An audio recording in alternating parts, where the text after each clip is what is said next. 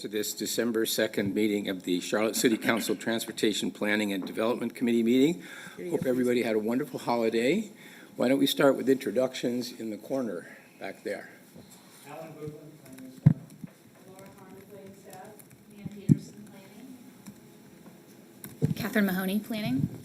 Kathy Cornett, planning staff. Pick a mic. Dave Pettin, planning. Allison Craig, planning director. Monica Holmes, deputy planning director. Malcolm Graham, committee member. Ed Driggs, committee chair. Marcus Jones, city manager. Liz Babson, assistant city manager. Luana Mayfield, council member at large. Brent Cagle, interim CEO, CATS. Yolanda Jones, planning staff. Lynn Alexander, Charlotte Transportation. Brett Aldeck, CATS. Rob Manfelder. And online, please. Good morning, Renee Johnson, committee member. Good morning, Victoria Watlington, committee member. And that's everybody. Good. So we have 3 agenda items today: a CATS update, Unified Development Ordinance update, and Community Area Planning update. Lots of updates. Why don't we start with CATS and Mr. Cagle? Yes, sir. Good morning. I would like to provide just a monthly update to the committee on CATS activities for the November update, which is the month of October. I'd also like to provide you an update on the final FTA audit. CATS has received the final audit, that is the Special Maintenance Review, or SMR audit. All members of City Council as well as the MTC should have received both the draft report and the CATS responses. CATS responses should have come out around November 14th, and you should all have received those via email. If anyone would like those, I'm happy to have them sent out again. I'll also note that we presented the findings and the summary to the MTC on November 20th. So just as a reminder, 2 years ago, as I started into CATS on an interim basis, it became evident that there were some issues that needed to be addressed at CATS. Part of the response was 2 audits conducted by the FTA. The first was a financial management and oversight audit, and the second is the special maintenance review. The financial management audit completed earlier this year. All findings have been addressed and all corrective actions taken by CATS. The special maintenance review audit, again, we received and provided responses in November. There were 8 findings to this audit, and I'd like to go through these in a summary way with the committee. And I'm going to group the 8 findings because they tend to group themselves from the FTA. So findings 1 and 2 in the audit really are about the missed maintenance or truck overhauls that we had previously identified about 2 years ago. The first finding is simply that CATS failed to do the truck overhauls in a timely manner or per the 600,000-mile requirement from the manufacturer, Siemens. That finding is being corrected. We entered into a contract with Siemens last year, and they are currently working their way through all of the required maintenance, and the contract allows us to do continued maintenance to ensure that CATS never finds itself in this position again. The second finding is that CATS needed to add the OEM specifications from Siemens to what we call our agency maintenance plan. That is a maintenance plan that CATS maintains, and the FTA recommended that we take the Siemens OEM specifications for maintenance and add that directly into our maintenance plan. That has been completed as well. Findings 3 and 4 related to our bus fleet. The third finding said that the road calls metric for CATS is routinely not being met. So road calls, what is a road call? That's when a bus is out in service and it breaks down and needs to be towed back to the maintenance yard for service, so it's a road call.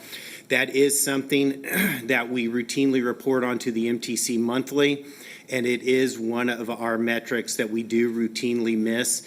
The reason for that primarily is due to the aging fleet. 2 years ago, we identified that CATS had gotten behind on its bus replacements. So our fleet was aging, and that was leading to higher road calls. CATS immediately put in a very aggressive replacement schedule. We ordered 70 buses. The 70 buses, 35 have been received, and the other 35 will be received this year. And as those new buses are coming into the fleet and the older buses are being retired out of the fleet, we are starting to see the road call metric come closer to our expectations. So as we continue to replace the fleet, we'll continue to see the road call metric come into alignment with our standard. That was the third finding. The fourth finding, so again, a little bit of industry term. When the FTA was out doing the inspection, they walked through our main bus maintenance facility on South Tryon. The bus maintenance facility has lanes 1 through 20, and that's where the buses are parked. 3 of those lanes are what we call the quote-unquote deadline. And that's where vehicles that are they have either been in an accident and cannot be repaired, or they're scheduled for surplus, or they're being held for some kind of investigation reasons. That's where those buses are parked.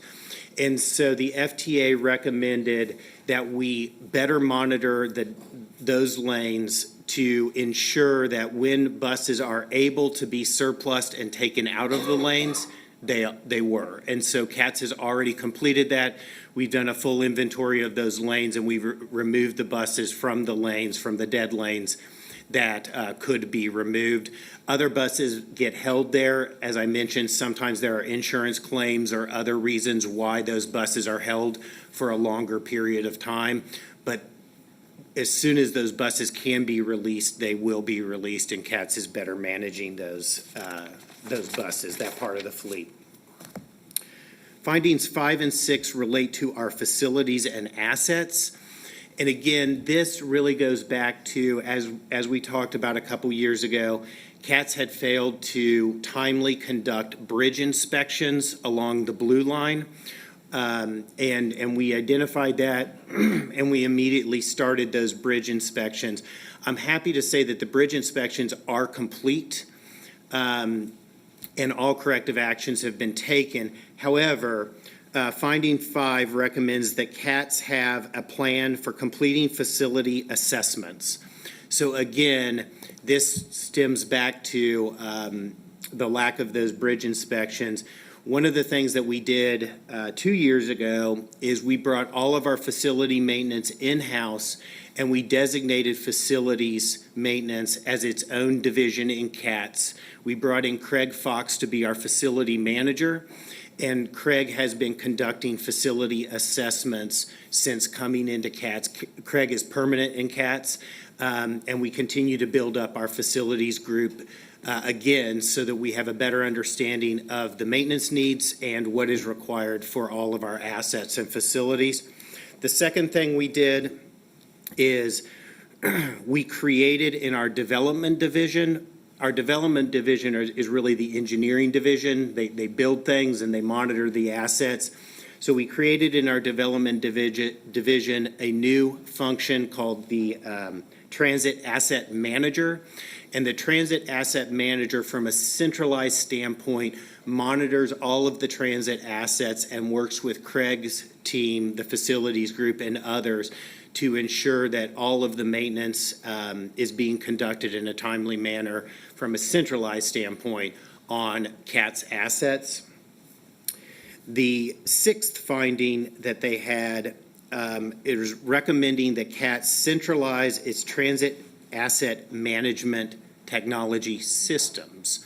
So again, CATS has been, up to this point, decentralized. Each division manages and maintains a list of all of its assets. And so what the FTA saw was with that transit asset manager, they also need a system that comprehensively captures all of the assets so that they can be managed from a centralized standpoint. CATS is negotiating a contract with a software vendor to purchase an enterprise asset maintenance system. That contract negotiation is very near complete, and City Council will be seeing a contract for their consideration on December 9th to finalize the purchase and then ultimately to implement a centralized enterprise asset management system. The 7th and 8th findings are really about our reporting and documentation. The 7th finding is that CATS needed to engage in better reporting both to CATS executives and to the MTC and City Council on the status of our asset management, of the fleet, of all of our assets.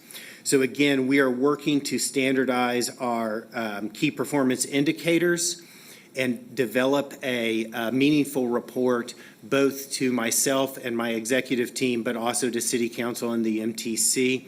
We expect that work to be done no later than June of 2025 to be able to report in a more expanded way on our assets. And then the 8th finding is about documentation of our own internal audits. When I say internal audits, I mean audits conducted by CATS staff. So we routinely do self-audits throughout CATS. Our safety and security group does that. And the FTA acknowledged that they were doing a good job and doing those audits, but that what they would like to have seen was better documentation and more formal documentation, both of the audits and of the findings or results of those audits. Our safety and security group has immediately started to do that, and all of their corrective actions will be complete by the end of this month, by December of 2024. So a couple things to note on this. I think that a lot of the findings we have here, we understood going in what those were, but I also wanted to give you a little bit of context from the FTA and from their own words. The FTA did say that CATS has a well-structured approach to managing and maintaining its bus and paratransit fleet. It said that our fleet appears to be in good shape with clean and well-maintained vehicles. They also they did a random sample of both our bus and rail fleet and to ensure that all preventive maintenance was being done timely. On the bus side of the vehicles they sampled, 97% of the tested bus fleet met all PM requirements. 4 inspections, the other 3%, occurred outside of the specified PM range. They were conducted early. So again, in transit and the FTA, early is not on time as well as late is not on time. On time is on time. And so 4 of those inspections, or 3% of the inspections that they sampled, were conducted early. However, none were conducted late in their sample. On the rail side, on the rail vehicles side, again, they found 94% of the tested vehicles met all PM requirements.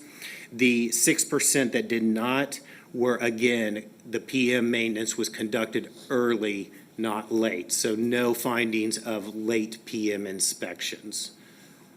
That is my full report on the SMR audit, and I will pause there if there are questions or comments. So maybe I'll make a comment before we take questions. I want to note that a couple of years ago, a whole bunch of issues came to light about CATS. And at that time, we went into action, the manager, one important step being to appoint one of our best management resources to oversee remedying the problems that we had identified. We then had a process for basically creating a catalog of issues that we were aware of and monitoring our progress in dealing with them. We had a special working group consisting of members of City Council and a couple of MTC members that also reviewed the issues, talked to the management consultants, did a site visit. So we've come quite a long way since then. I believe this FTA report kind of signifies that we've reached a stable situation, I think. So we asked the FTA to conduct those two studies basically as a means of satisfying ourselves that we were either in a good place or headed towards a good place. So my own impression is that we are now at a point where we can sort of normalize our oversight of CATS and our ongoing. We have either initiated or completed all the steps that were identified as being necessary in order to address issues, gotten back to a state of normalcy. There are a few continuing things like the maintenance that will take a while to complete, but they are underway and there's a plan in place for them. So I just want to take this opportunity, for one, to say congratulations, Mr. Cagle and Mr. Manager. Thank you for addressing these issues and getting us back on the path to being a first-class transit system. And I think we're very close to that now. My own recommendation would be that the working group that we created probably does not need to meet any further. I think we've kind of reached the end of that process. I'll talk to the other members and make sure that everybody's in agreement about that. But I feel we've now reached a point where we have fulfilled the referral that took place to the committee and the tasks that the working group had set for itself. So in that sense, without any objection, I would suggest that we go to a more normal pattern of updates and again, barring objection from the members of the working group, basically close out that activity. And I think that's my comment. I'm happy to take questions from the committee. Mr. Chair, could I? Yes, sir. Thank you, Mr. Chairman. What I'd also like to do is thank you and also thank the committee. The first Monday of each month, I don't think Brent and I thought it was the greatest thing in the world to come here and get grilled, but I think what it has done is help restore confidence in CATS, because there's a lot of things that we wanted to do that are bigger than what we're doing today. So I appreciate the feedback that we've gotten from the committee, and I also want to thank members of the team who actually gave up resources for CATS, and those folks are now permanent members of the CATS team. And I also want to thank you, Brent, for all that you've done. So thank you. Great. Do I have questions? Madam Vice Chair, I'd like to acknowledge Ms. Molina, our Vice Chair, who joined after the introductions. Good morning. Thank you, Mr. Chairman. And just really quickly, I echo those sentiments, Mr. Manager, Brent. Thank you guys for your hard work. I think this is encouraging to listen to and to hear this report. I only have one specific question about some of the information that you delivered. The enterprise asset management that we're going to take a look at on December the 9th. Is that a part of a greater ERP system? Is that, I know that we've had talks about us having our own, ERP system as the city of Charlotte. Is that part of a? So it is a separate system, but as the city works to implement its new ERP, Enterprise Resource, what's the P stand for? The planning system. This will integrate in with and talk to the larger ERP system, Workday. Okay. So it is a separate system, though. Okay, yeah. So that's in a past life, I studied a lot with data analytics and business analysis, and so as soon as you said enterprise asset management system, I'm wondering, is that something that would integrate well with an overall ERP system? It will integrate well. It would also be available for other city departments to utilize it if they should choose.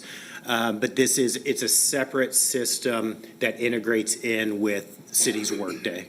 That's very encouraging. I don't know. So from a ERP system perspective, this lets all of our departments discuss. We don't overlap resources, so wow, punctuation point, to see you kind of getting out ahead of the curve and already putting, the CATS department in a position where there would be, that type of alignment. I think that's outstanding. Congratulations to you. Thank That's you. all I have. Mr. Graham? Yes, thank you. Quick question. You said the MTC received a copy of the report. Did you have any feedback from them as a group or individually? Yes, sir. So similar to this group, there were several questions. Again, though, I think there is a general acknowledgement that there were no surprises here. The 8 findings were the things that we had identified or led from the things that we had identified, and that CATS is taking the actions necessary to implement those corrective actions. So did they meet already and discuss the report? Yes, sir, on November 20th. Okay. And I guess my second question, you and the chairman used the word normal and normalcy, which is stabilization from my perspective. So how do we go from good to great without system? And specifically focusing on the buses, and then I'll ask a mobility question later. Yeah, so I think that I'm going to characterize it this way. When I started in CATS, I didn't know what I didn't know, and I learned fast. In the first year or possibly 2, there was a lot of firefighting, right? Issues would pop up, and they had to be dealt with immediately. Where I think, to answer your question, good to great, or great to even better, that's about strategic planning and thinking about the long-term vision. And I do believe that CATS, we've turned the corner, and we are starting to think about that vision, both in some of the things that we're already doing. We're doing fare analysis right now. We're doing a large-scale fare study to evaluate our fares and how we charge fares, and are those fares equitable. We're also looking at runtime analysis. A runtime analysis looks at the bus routes and takes a deep dive to determine if they're being, if they can be run on time, quite frankly. And some of our routes, quite frankly, cannot be run on time. They're just too large routes, or the city has changed so much that we need to do that runtime analysis. The other thing I'll say is, and everyone's been talking about it and will continue talking about it through next year, is the transit system plan. And the transit system plan is more than rail lines. It's also better bus. In fact, I've said to the MTC, and I'll say to this group and others, bus is the backbone of all transit systems, ours included. Better bus is very, very important. Serving the rapid transit corridors is important, and the transit system plan has a vision for how to do that. But I want us to focus as well on the better bus part of that, which really is a vision for how do we make fixed route bus service better for all of our riders, for the majority of our riders. 60% of our riders are bus riders. And Better Bus looks at how to make the transit experience better for them. Does that include, and I know this is a big topic that we're not going to solve today or probably even next year, but the replacement of buses, you kind of talk around that. But more importantly, getting from point A to point B without coming to uptown. I mean, you talk about a long-term vision. Have you guys begin, and I know we're right in the middle of a quasi, what's the word I want to use, because it's not done yet. I'm not sure it's going to get done. So I think our own vision is really important, for sure. But in terms of people being able to get from point A to point B in a reasonable amount of time without going to uptown, and I mean that's a bigger vision. We talked about uptown bus shelter, that kind of quietly went away as well. And so, what's the vision as you begin to talk long term about the system, about the uptown bus shelter itself? Really, I still get calls from constituents complaining that if they miss a bus, they're late for work. The direct system. So as we are now back in a state of normalcy, I think we shouldn't say all is well. I think we ought to say what's next. Agreed. And when we Brent, think can I- about. Can I do Yes, one sir. thing? I think we're on the same page. So Councilmember Graham, one thing that we've talked about as a team is that when we use the term bus, it seems so limited, but we're really talking about a whole lot more than a bus system when we talk about having a better bus, so. Yeah. But bus is probably better described as not rapid transit, whether that be rail or bus rapid transit. Bus, day-to-day fixed route service is everything that isn't rapid transit. I get it. So as we think about where we are financially and as far as our plans go, Better Bus looks to do a few things. One, increase frequencies of buses.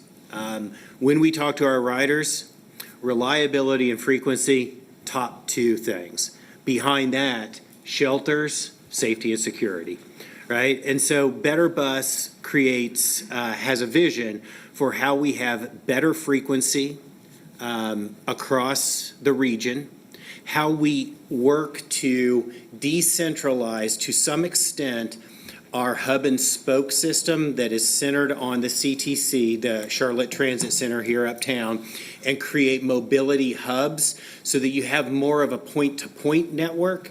Now, because of the road layout in Charlotte, we'll always have some need for hub and spoke activities, but we can also look at where people live and where they need to go and start to create better point-to-point connections. And then we can also expedite our shelters, replacing shelters, adding shelters. And the last thing I'll say is we can start to roll out what we call microtransit across the entire county. And microtransit helps to solve for the first and last mile issue that really traditional bus service has difficulties with. And that's true across the country, and that's where microtransit has started to be very successful for other communities, and I think it will be successful for us.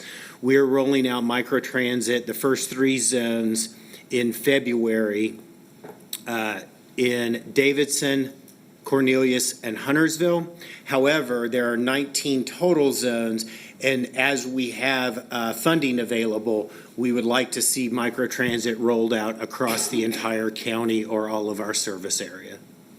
And again, lastly, and I guess this might be a manager question, and don't want to put you on the spot, Brent, but it's just the leadership of the organization. You know, we've been in an interim for a year or two, and you've done an outstanding job. There's no doubt about it in terms of picking up the pieces and putting the train back on the track. If I can say that. But in terms of as we move forward and we go into the new year and we talk about normalcy, I mean, how do we get some stability within the department? What's that future vision look like? Sure. So I think, and Brent and I have had this conversation, stability is extremely important, especially what we're trying to get done from a regional perspective in the short session and the long session. And so I believe that a change in leadership right now would not be a good idea. Agreed. So as we get through this next year, what I would ask for, just a little bit of grace and have this discussion maybe a year from now as opposed to now. But I will say this, that based on the good work from CATS and the stabilization, for lack of a better word, there are a lot of folks that are in the industry that think that this is a great organization to be a part of, whether it's a part of the city or part of a regional authority. So I would say that the view of CATS, not just internally or here in the region, but across the nation, it's a good place to be. Well, that was the response I was hoping to hear. I just wanted to make sure, because I believe that we are in a good spot, but now that you know where the bodies are buried and things that need to be fixed, that stability at the top is really important. And I think we had the right man doing the right job at the right time, especially as we go into 2025, and notwithstanding the unknown in Raleigh and what's going to happen next year. This year's over, as it relates to mobility and other topics that we're wrestling with. Thank you. So I just want to note, we have two more important topics, and we're already, so if we can, I would like to take the remaining questions and kind of move along as quickly as we can. And Ms. Mayfield, if you don't mind, I'm going to take Committee Member Johnson first. Ms. Johnson. Okay. Thank you, Mr. Chair, and thank you for the presentation. Brent, I would just say that I'm not in support of disbanding the audit team. At this point, I think Councilmember Graham asked some great questions. How do we get from good to great? But we know what gets measured gets done. So all of these improvements are great, but they are in response to some action that we needed to take and some negative findings. So I would say that, especially while we still have an interim executive director and we're on the trend moving, upward, I'd say that we continue the scrutiny because it has led to some great improvements. So I think these are great improvements, but, A findings is A findings. We don't know because we're not industry experts. I'd like some time to allow the public to consume this, to hear from the public, and see what their thoughts are, and really digest these findings before we say, okay, let's take our foot off the gas. We're stable, but stable is not our goal. Excellence should be or is, I believe. So I would say that what we're doing is working, and that we should continue to do what we're doing for a while until, one of the things that Mr. Cagle said is, one route, one time is not realistic. The city staff, and Mr. Jones, you do a great job in strategizing and leading for the future. But we need to manage kind of the cumulative impact of all this growth and our current situation. So I think until we have, to say that it's not realistic, we need to set some realistic goals. We need to take a look at the impact of all of this growth.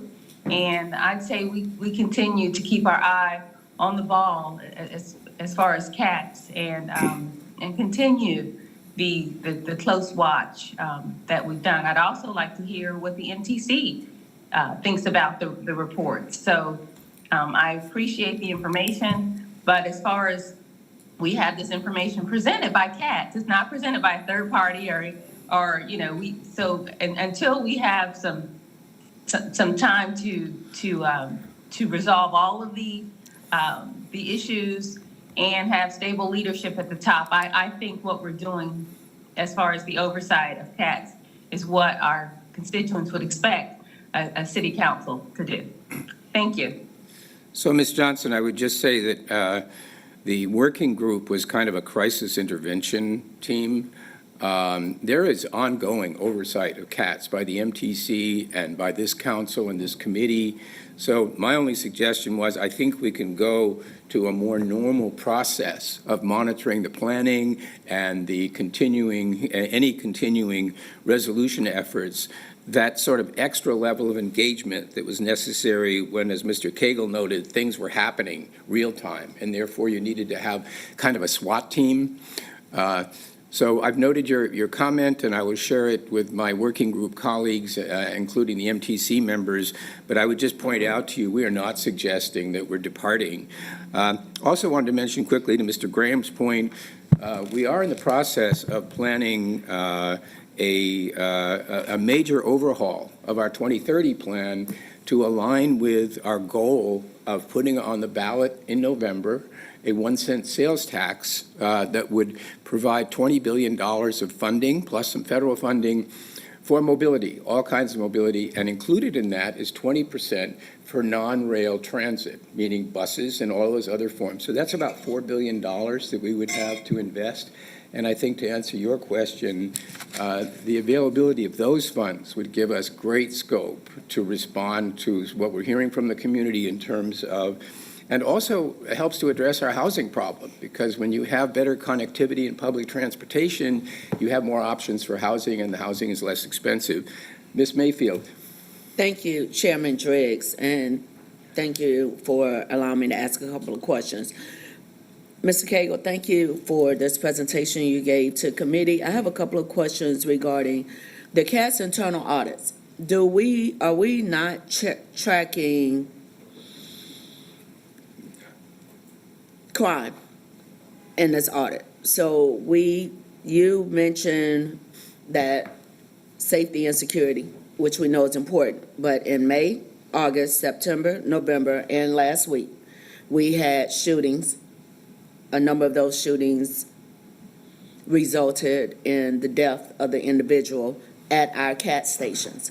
So what I didn't hear in the presentation, and maybe it may be in another presentation or a part of the working group, what is our actual plan around safety and security at our transit stops?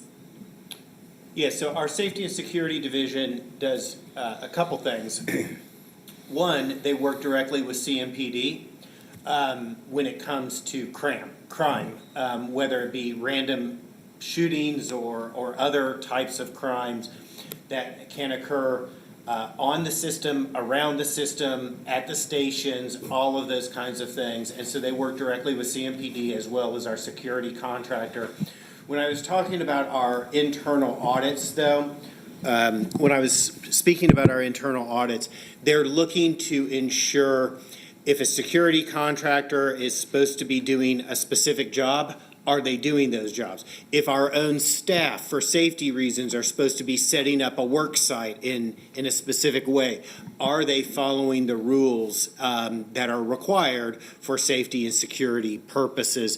And so they're doing a variety of those kinds of audits, both of our contractors as well as of our direct staff. And then they're working together with our security contractor, PSS, as well as CMPD to try to address criminal activity that may be occurring in and around the system or in the community, and CATS as a part of the community is a part of that. So I would like to encourage a consideration for us to utilize AI better.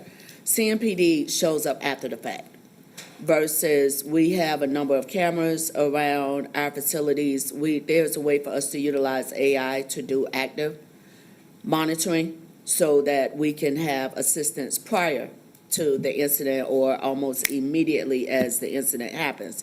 Also, I am happy to hear that we're still having the conversations of better bus versus the hub and spoke system. I mentioned with the manager in our last meeting, and I mentioned to you earlier, but I want the committee to also take into consideration when we talk about that connectivity. So our airport is our second largest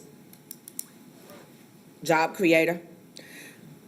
If you live in Steel Creek, you have to come all the way uptown just to get back. If you live over on the east side in Councilmember Molina's district, that's a 2.5 each way route. We're talking about having an airport that, in essence, will be running 24/7. So you have employees that need to be there at 3:35 in the morning. You have employees that get off late at night. It's not necessarily safe for where the distance is. We're already tracking that information. We know at the airport where employees live, where the zip codes are. When we're having these considerations, we need to really be focused on how are we connecting our riders to the employment. That also reduces their costs. We're having to figure out parking and everything else.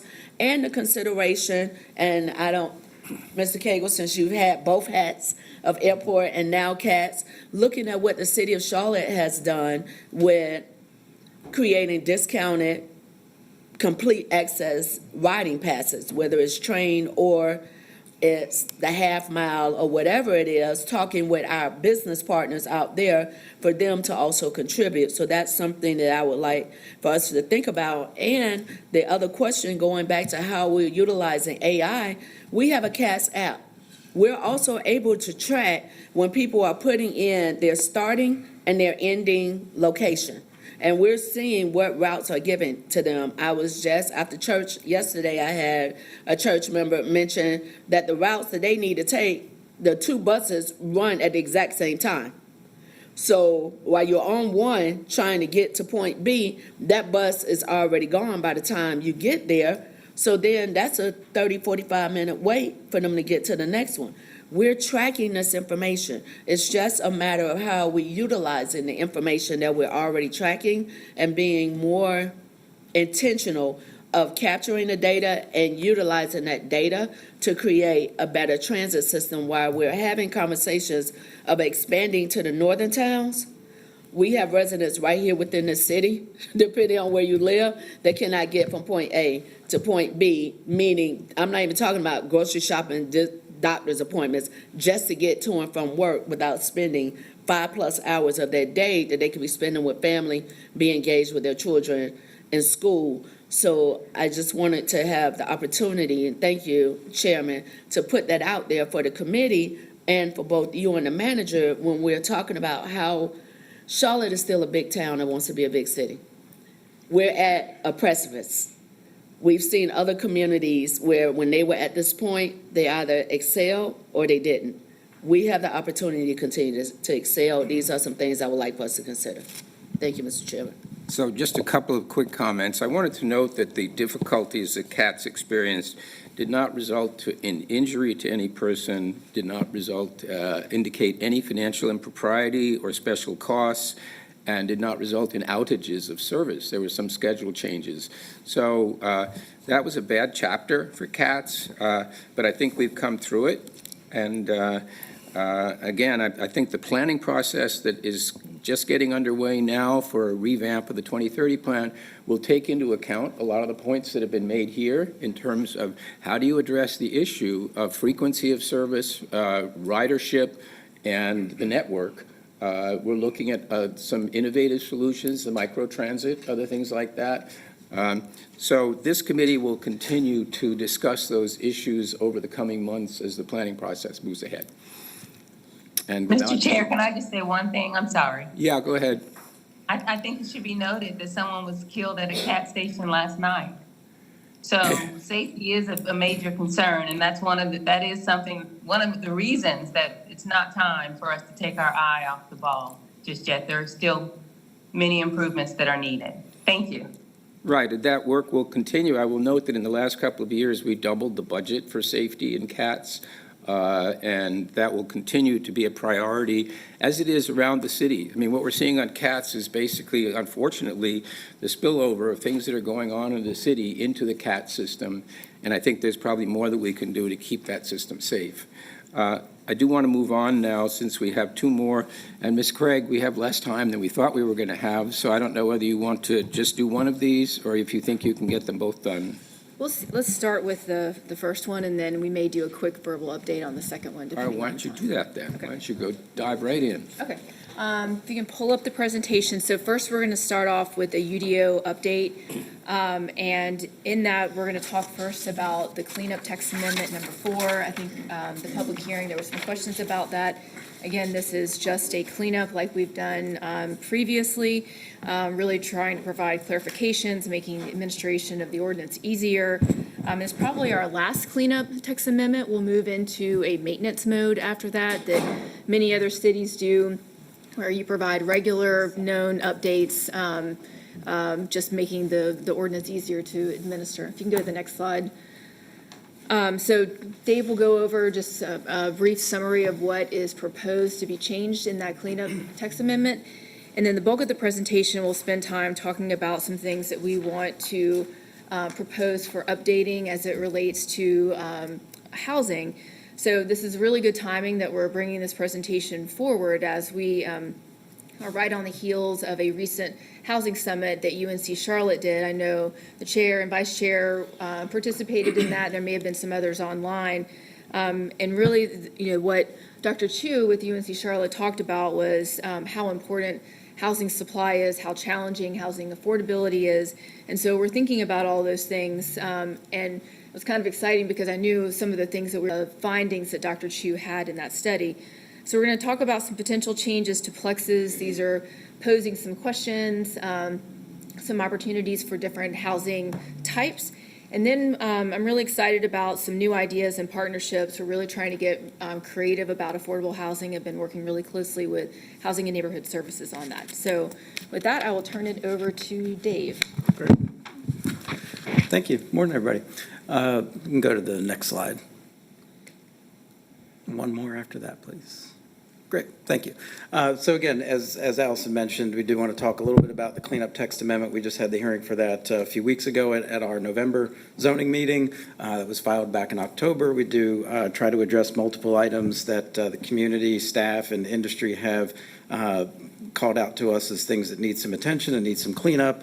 We did have some virtual community engagement back on November 6th and November 7th. And again, we had our public hearing for that on November 18th, just last month. Next slide.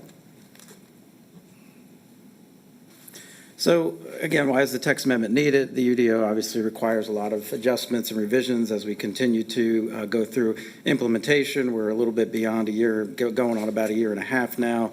And so again, every time we go through that, we learn, more and more with each day, each project we go through. And so again, these text amendments are really intended to create a better scenario for user-friendly and better functionality. And so that's why we go through these cleanups that we have in front of us now. Next slide.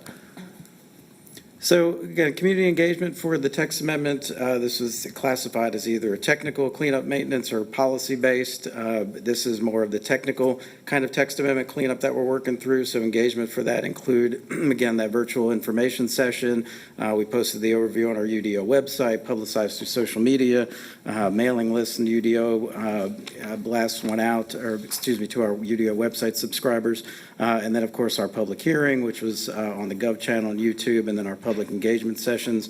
We do kind of tailor the engagement for these for the subject matter that we're working within. And so, again, this was just a general, more cleanup-based text amendment. So the engagement that we did was what we just kind of talked through in those bullets. When we do have those policy ones, we do get a little bit more in the weeds with our advisory committee and, of course, talk through some of those items here with TPD as well. But next slide. So just some of the things that we put in this cleanup text amendment, we do have some clarifications for definitions and standards, just added and deleted some different things for definitions, clarified where setbacks are measured from in our N1 district. For residential development on corner lots, we clarified the building orientation, updated some procedural and applicability requirements for our neighborhood character overlay and our residential infill overlay districts. We did adjust some of the allowable building lengths for schools and places of worship, and then clarified some connection requirements for attached housing. So those were the general cleanup items that were in there. When we get into the next slide, I think this is where we ran into a few questions that came up during the public hearing. So one of the things that we did include in this text amendment were some changes with some uses that did relate to residential and housing options. So I think, next slide, sorry, I thought we jumped. There we go. All right. So in the UDO, infill, duplex, triplex, and quad dwellings were not always allowed in some of our districts, like our TOD districts, some of our activity center districts, our neighborhood center district. And so there were some uses that were, and we'll go through some examples on the next couple slides, that we do see a value in including. So why it was in the cleanup versus more of a policy change, these were uses that we felt were applicable and suitable in these districts. We are looking at them on smaller infill type of outcomes, so we're not talking about large, 25 acres or 10-acre projects in some of our intense activity centers that we might see a lower intensity housing product. But we did recognize that there are some small infill opportunities still within these districts and still creating some options for some of these smaller scale residential products in some of those more intense districts we felt was an appropriate task for us to take on. It aligns a little bit with some of the housing inventory stuff that we talked about over the last couple months, where we're trying to increase our supply, but it also fit in with a cleanup because, again, these are uses that we felt were applicable, were appropriate. It was more of an item that we felt, okay, well, let's just put these in here as an option and make sure that we have some guardrails on it. So again, we're not losing out on the highest and best use outcomes in some of our activity centers, but recognizing some of those small infill opportunities that we might have. And I'll go to the next slide and show you a couple examples of, and there was a note on here that these changes don't affect anything within the neighborhood 1 district. So we're just talking some of our TOD districts and our activity center districts. So next slide. One more back. I'm sorry. Okay, great. So just an example, again, of why we've included this in the cleanup. So you can see the area a little bit there in pink, and we have a little bit in blue. That's our TOD NC and our TOD UC districts respectively. Those are already zoned on the ground. That's the zoning that's in place. A lot of those uses internal to that development off of Greystone Road are already duplexes that exist in the TOD NC district and in that TOD UC district. So again, these are outcomes that we have seen in the past. And if somebody came in today to, let's say, redevelop those lots and wanted to put a duplex on one, they wouldn't be able to today. They would have to do either a 5-unit building, they might have to do a small multifamily building, which on a consolidation or conglomeration of those lots may work, but also a duplex or a triplex in those situations is entirely appropriate. Actually fits in with the neighborhood pattern a little bit better than you might see for a small 5 attached unit building or a small multifamily building. But if we talk to folks on these parcels, we've had a couple folks come in to ask us about doing duplexes here, redeveloping a duplex. It wasn't an allowed use to begin with. They would have to, again, do either a minimum of 5-unit building, which we felt was a little bit too intense. But these would all fit in this less than half-acre lot scenario that we're talking about, where this would be an allowed use. Somebody could come back in and do a duplex and add a little bit of gentle density with, better context and better sensitivity to the neighborhood. So it's, again, putting as many options on the table as we can to address housing needs, to address housing supply in those situations where we felt it would be appropriate. Again, this is why we focused on smaller lot sizes for this outcome. So we didn't see a lot of those larger, let's say, TOD, UC districts where we want to see a high intensity level of uses. We just focused on those small infill opportunities. So, and again, we'll go to another slide on the next one, please. This situation was one where we had NC, which is a neighborhood-centered zoning district. This is in an area where you can see it's just off Trade Street. That orange parcel that's just off to the right where it says NC to N2B, we had a petitioner come forward and had the property zoned to NC, which was a great zoning district. It was aligned with the place type in that area. They had a small lot. You can see that one outlined in orange. They wanted to just build a duplex. So they came into us to talk about it, realized that NC did not allow that type of use in that scenario. So they had to actually go through the full rezoning process to go from NC to N2B. We ended up with an inconsistent parcel that didn't match up with the NC place type in the long term. So that was one outcome that we saw, not necessarily as a negative, but was a change and did change kind of the overall place type pattern there. But for us, it was more the intended outcome of building a duplex in that scenario we felt was appropriate even under that NC district. But when we realized that it wasn't an allowed use for this parcel, this was one of the early ones that we started to have this conversation on to include these duplex and triplex uses in our neighborhood centers, in our TOD districts, again, in those small infill lot options, just to provide another potential housing outcome that, again, is context sensitive and makes a little bit more sense. So that's where this residential change that was cause of some of the questions that we had at the public hearing came about. These were some real world examples that we learned from, that we saw some challenges with, and we felt some reasonable scenarios for a solution, which is why we posed that in the cleanup, just to allow those as permitted uses under some prescribed conditions in the UDO. Next slide. So again, we do have some administrative updates as well. These are modifications to the newly created Alternative Compliance Review Board, and there were also some expansions of nonconforming uses, allowing those to be expanded under specific conditions. We did modify some of our EX standards to address larger projects like convention centers, public transit stations, and stadiums. We did that to align with some design-specific issues that we've come across working on a couple projects that we've learned from, and we also aligned our vesting period throughout the ordinance for consistency. So that's the cleanup.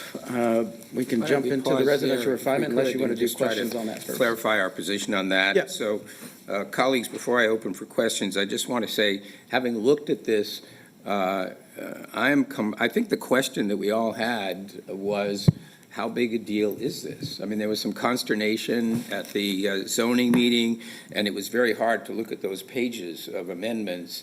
And when you see things like under specific conditions, such and such could change, well, that could be a big deal, or it might not, depending on what the conditions are. So I think that's why we all kind of looked at this thing. I believe in our minds that the biggest question is, are these really kind of operational and administrative changes, or are we getting at the kind of the essence? Does it actually kind of start to become a policy thing? And I think, in my mind, the intent of the changes aligns with our 2040 plan and the UDO as we proposed it. It's really a question of magnitude. Like, how big a difference will these changes make in terms of the activity that we see? Are we going to see a lot of things now done differently? And were these changes that are now being made omitted originally on purpose, or were they just, we didn't think about them? Like, did we intentionally not include those things before, and now we've changed our mind?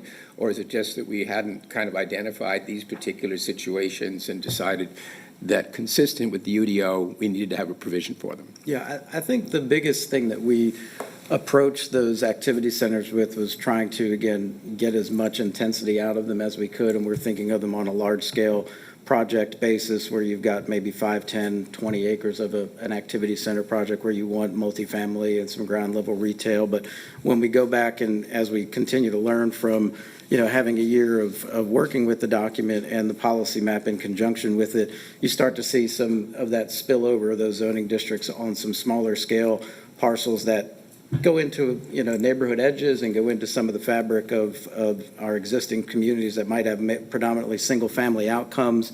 And so allowing the most intense uses may not be the most, appropriate outcome, but we don't want to take all of that off the table, but we did want to create some opportunities for, these instances that we talked about in the examples So where. I get that, Mr. Pettit, I'm sorry to interrupt, but did we not think about that before?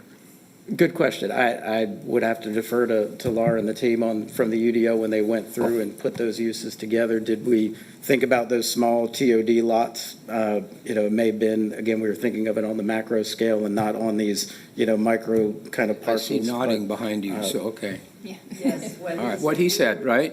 Yes. Okay. All right, go ahead. And then again, magnitude. Is there any way we can characterize through acres or whatever, how big a difference these changes will make in terms of what would have happened before and what will now happen if we adopt these text amendments? We can probably parse that out and take a look at zoning district by lot size if we're looking at, half acre or less on some of these districts where this would be allowed. We could try to get some, ballpark figure of how many lots we have that are zoned, TOD, UC through NC, and then our activity centers, and see what that outcome is and report back to you guys. Right. I don't want to create a lot of work, but I just think it would be easier to accept that these are sort of administrative and operational if we didn't think that there was going to be a huge impact on the outcome of our zoning Certainly. process. So with that, questions from the committee? Committee? I think you've asked all my questions, so. Okay, good. We think alike, huh? Yeah. Then, I think Ms. Mayfield. maybe had a question. Thank you again, Mr. Chair. Just a couple of questions. When we're talking about aligned housing uses with intended outcomes, so Councilmember Mitchell sent a couple of us a picture and also sent to staff where we had a new build that was built with basically the back of the house facing the main street. Does any of this language correct that, so in the future, we don't have those type of situations? So we're a little bit limited in what we can do with that. The state doesn't allow us to really dictate, placement of garage doors, design standards on residential units. So we're a little bit limited in how much we can dictate an outcome of which way a unit may face, if it's oriented towards the street or towards a side lot. So that's something that the state doesn't give us a lot of leverage to incorporate into our ordinances. So can we guarantee that that won't happen again? Not likely, just given the state of what the legislation is we work with. But certainly our preference is to have things orient towards the street and have things kind of activated towards sidewalks and roads, but we can't put a guarantee or requirement in our ordinance that be the outcome based on our state So legislation. that might be something through BGIR we can look at. Also, can we give preference, or is there a possibility of, through our scoring, have preference for ownership to stabilize neighborhoods? Because what we're also seeing on the ground is a lot of rental development that is happening in established neighborhoods. That's also changing the landscape and the interaction in those neighborhoods. And we're having a number of neighborhoods that are being built under HOA guidelines that are outside of a lot of our guidelines, and that's causing some challenges. Is that something also that we will have to look at through BGIR? Yeah, we're not able to really get into requiring something be owned versus rented. Thank you. Well, I'm not saying required, but we Right. could put preference on whatever we put preference on. Yeah, We have things come before us all the time where staff identified that this would make a better fit. It is interpretation Yeah. and understanding of what is our actual goal for the community. And I've tried to be very clear that my goal, that the city of Charlotte is an owner occupied, not a rental city. We're seeing the impacts of communities that have over the years become largely rental communities and the negative impact that that's having on local government. Certainly, yeah. I mean, we try to encourage homeownership wherever we get an opportunity to, but yeah, we'll continue to look at some ways that can either be incentivized or, ways that we can make sure that we try to incorporate and encourage those outcomes. Thank you, Mr. Chair. Worth noting that from our trip to Munich, that 75% of residential property in Munich is rental property. It's an entirely different, but it's an entirely different mindset. Questions? Any others? So, colleagues, Yes, Ms. thank you. Johnson, I'm go sorry. ahead. Yeah, I'll say you. Yes. Thank you. And thank you, Ms. Mayfield, for bringing that out. I actually sent a picture of that house to Councilmember Mitchell and to the rest of you as well. Allison, can you elaborate on that? Because I sent that. That seems like, that's common sense management. We have to be able to do something about that. I understand state legislature, but this house is literally turned around. It looks like a mistake. And it's in District 4, and is there, Allison, I know you were going to present to the builders. Can you elaborate on that at all? So could I just say, that's a policy conversation that we need to have. We're talking right now about the text amendments and whether we think that what is in there is suitable for adoption by the council. Again, given our time constraints, I would rather just have an agenda item where we dive into those questions in greater depth and recognize that they are a policy issue. But can we just, if you don't mind, Ms. Johnson, can we please stay with the agenda? And I'm interested to hear if people have comments about the text amendments so that we can decide whether or not to move ahead with them. Okay, thank you. And we will thank follow you. up. I will definitely, and Ms. Babson, if we can make a note, we'll follow up to have as an agenda item a bigger discussion on these issues. And I think we're going to hear some of it, in fact, in the second part of this UDO update. But for right now, I would like to be able, this is an information item on our agenda, but I would like to be able to tell the full council tonight that we heard an explanation and without objection that this committee feels that these text amendments are appropriate for adoption by the full council. And Okay, thank hearing no objection, if it's okay, we will then, and again, Ms. Johnson, I've noted what you said, but if we can, I'd like to then go on to Ms. Craig and or whoever is next to do the remainder of I will this. keep us rolling along. Next slide. Next two slides, I think. Yep, one more. All right, great. So again, we're going to talk a little bit about residential refinement. We'll try to get through this quickly so we can leave a little bit of time for some the affordable housing stuff and some questions. We've talked a little bit in the past, the TPD meetings, about the housing crisis in Charlotte, demand outpacing supply, our goal to provide some options for gentle density based on the Charlotte Future 2040 plan, need to focus on infill and small-scale development options, including missing middle options, again, back to try to increase home ownership opportunities opportunities as well as inventory. So that's why, again, we're here talking about this again. So next slide, we'll go to our change considerations. Appropriately scaled density, we want to explore ways to encourage stacked quads, which are the traditional 2-over-2 units that we see in a lot of our existing neighborhoods, allow housing in more places, develop more flexibility for housing through partnerships and conversions, look at some affordable small-scale solutions, including revising our ADU standards, make it easier to develop preferred housing types, create things like a pre-approved pattern book for missing middle housing, and then continue to increase our affordable housing tools and explore options to fast-track those affordable housing projects. Next slide. So one of the things we want to talk about is creating housing through some of these partnerships. One thing that we are excited to continue to discuss with everybody is allowing residential uses under prescribed conditions when accessory to a place of worship or an educational facility. So this would include all dwelling types. We haven't put the whole gamut of everything up to a multifamily stacked yet in the scenario, but it is something we're considering as we kind of talk with some more folks that are involved on the project side of these potential outcomes. That could be something that could help, particularly if it's a more small urban-based lot in, let's say, a place of worship or a school. That multifamily stack may give you another option to choose from. If we looked at this scenario, things would be developed likely under N2A or possibly N2B guidelines.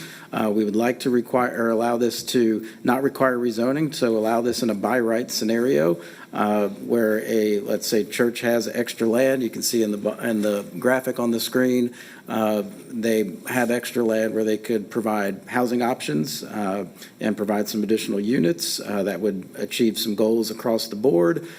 We've had one recently, I think was approved in either September or October up in the Rocky River Road area. This is an example that would be down in potentially in South Charlotte that we've been working with. We've seen a lot of these. We've talked to a lot of folks in the industry that are dealing with these on an almost weekly basis, or at least requests to explore this type of scenario. So one obstacle that we did find is that a rezoning could be a bit of a challenge or a drawback. So we wanted to, again, look at some options to allow this to occur by right. There's still some questions we need to work through and solve for, which is things like what kind of properties would be eligible? Are we looking at a size threshold? What if it's a vacant lot that just happens to be owned by a place of worship or an educational facility? We do want to ensure things like workforce and affordability outcomes in these projects. Again, foster some of those ownership opportunities versus rental opportunities. Do we look at parcel size requirements? And again, what we talked about earlier, do we allow multifamily stacked or more of a traditional small apartment on some of those smaller urban lots? So still some questions that we need to work through. I think those are all solvable. There are lots of examples we can pull from that are really going through a little bit of a nationwide trend that other jurisdictions are looking at. So we have some great things that we can work from. So we would say this is getting close to being fully baked, aside from some of those questions we need to solve for. We do feel like it would be a great opportunity, and a partnership, I think, would be a very fruitful one for all parties that would be involved. So that's one opportunity that we're exploring. We want to talk a little bit about stacked quads on the next slide. These, again, are our traditional forms that you can find in some of our existing neighborhoods, Elizabeth, Dilworth. A lot of times that building form fits a little bit better in the fabric of our neighborhoods. They do tend to resemble a single-family structure a little bit more than a linear attached unit. We would create this as a standalone defined use, so it wouldn't get lumped in with just our traditional quad, which could, again, be a horizontally stacked quad where you've got 4 across. We have to determine which N1 districts this may be appropriate in. Do we have to consider a lot size of maybe 60 feet or greater after we've done some internal testing with meeting driveway requirements and parking requirements?